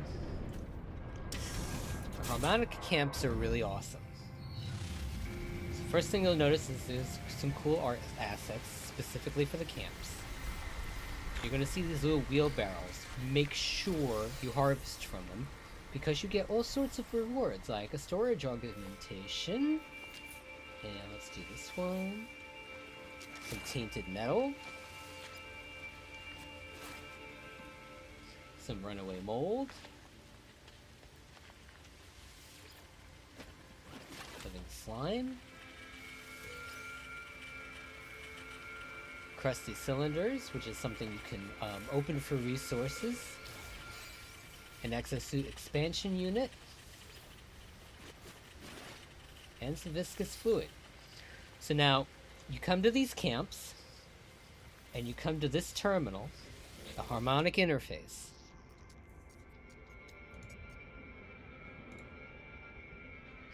So now you're going to do this first. It's called Scan Memory Registry. And it's going to give you a short little math problem, which is fun. Where's my pen so I don't screw up?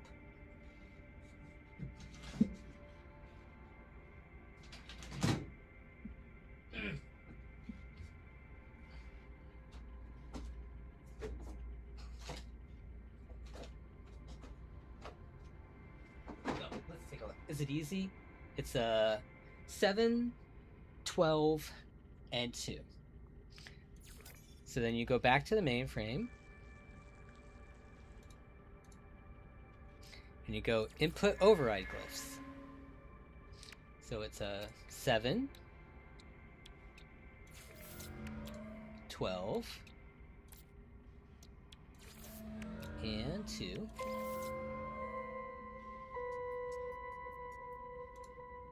So now it gives you two options. Option 1 is to deactivate the multi-tool seal, and number 2 is locate dissonant spikes. The top one, there is a terminal right here that gives you access to a unique autophage gun, similar to the one my character is using right now.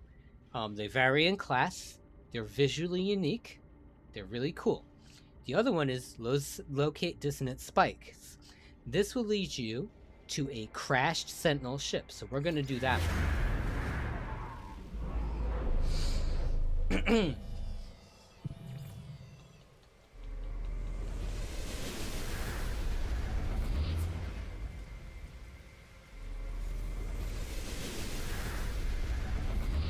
See, here's the ship gun.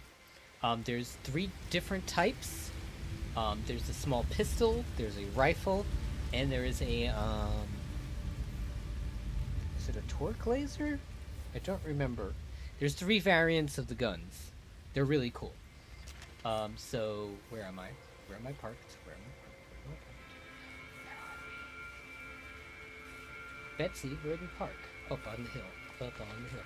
And here you'll see some other autophage customizations. You see the cowl, the staffs, which are totally awesome. So let's go and check out that crashed Sentinel ship.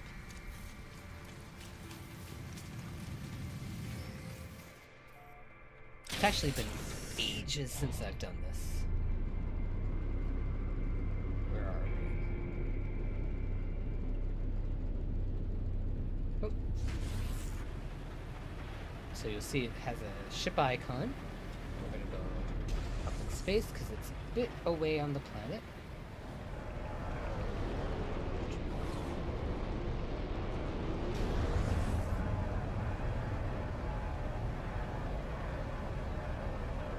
And you'll notice too, the game has really awesome volumetric clouds.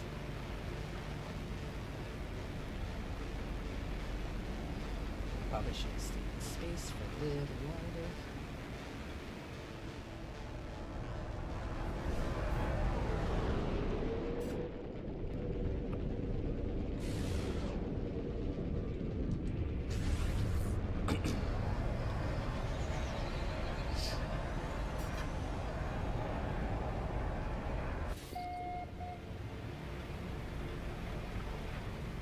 Let's see what goodie we have out here.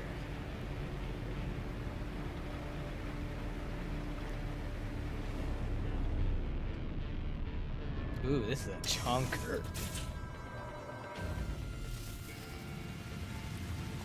So this one is... Oh yeah, this one's the chonker.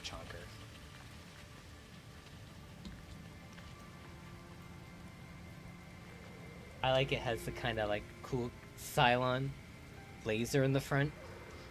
So then you do I need to interact with the ship first or the terminal? Oh, interact with this.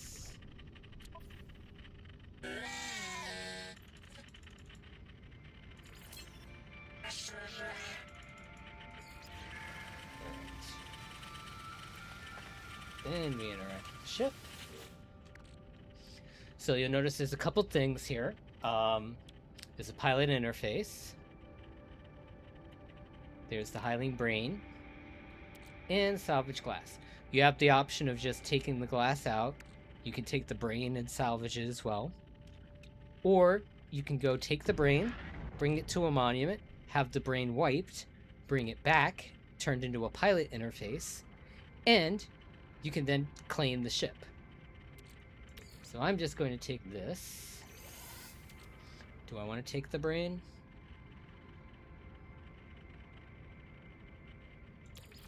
Alright, so we're going to open the glass. And the glass gave me antimatter. And this guy, I'm trying to remember, can I refine the brain? Yes, the brain turns into nanites. So you can do different things with the Sentinel ships. You can salvage them. You can claim them. Oh, and I didn't even notice. What class was he? It's a C.